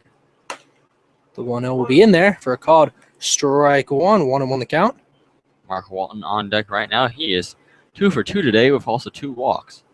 The 1-1. That one's going to go foul down that left field line, and Raiders are down to their last strike as it's a 1-2 count. It's the role Dylan Donnelly is familiar with at Pittsburgh State for the Gorillas. He was the team's closer, so bottom of the 9th is right in his wheelhouse. The 1-2. And that one's going to miss low, so that'll even it up at 2 balls, 2 strikes to Austin Adams. Only with 4 strikeouts through 3 2/3. On to get number 5. And the 2-2. That one's going to be popped out of play. We'll do it again at 2-2.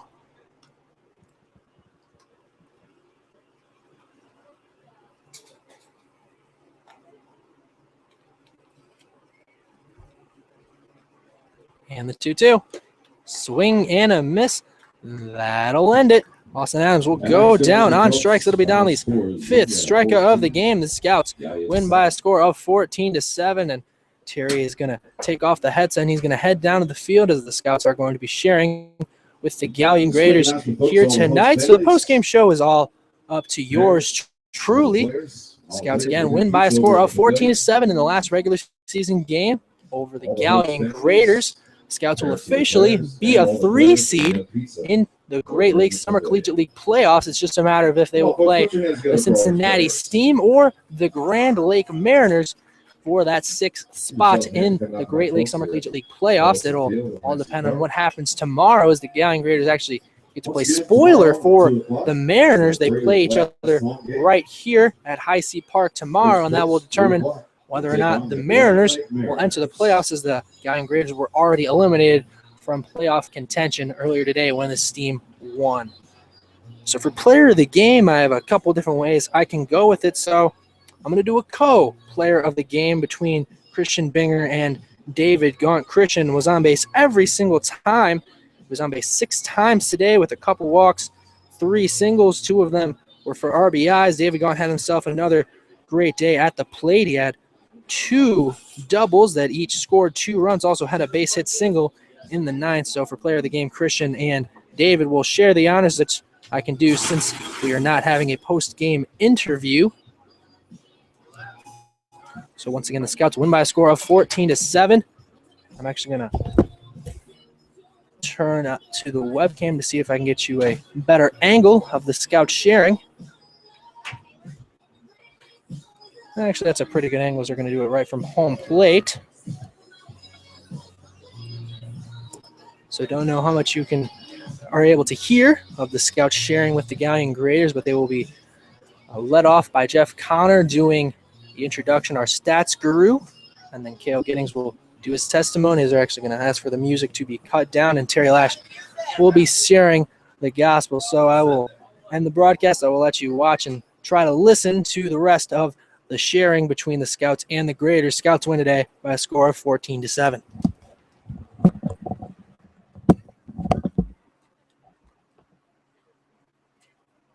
you go.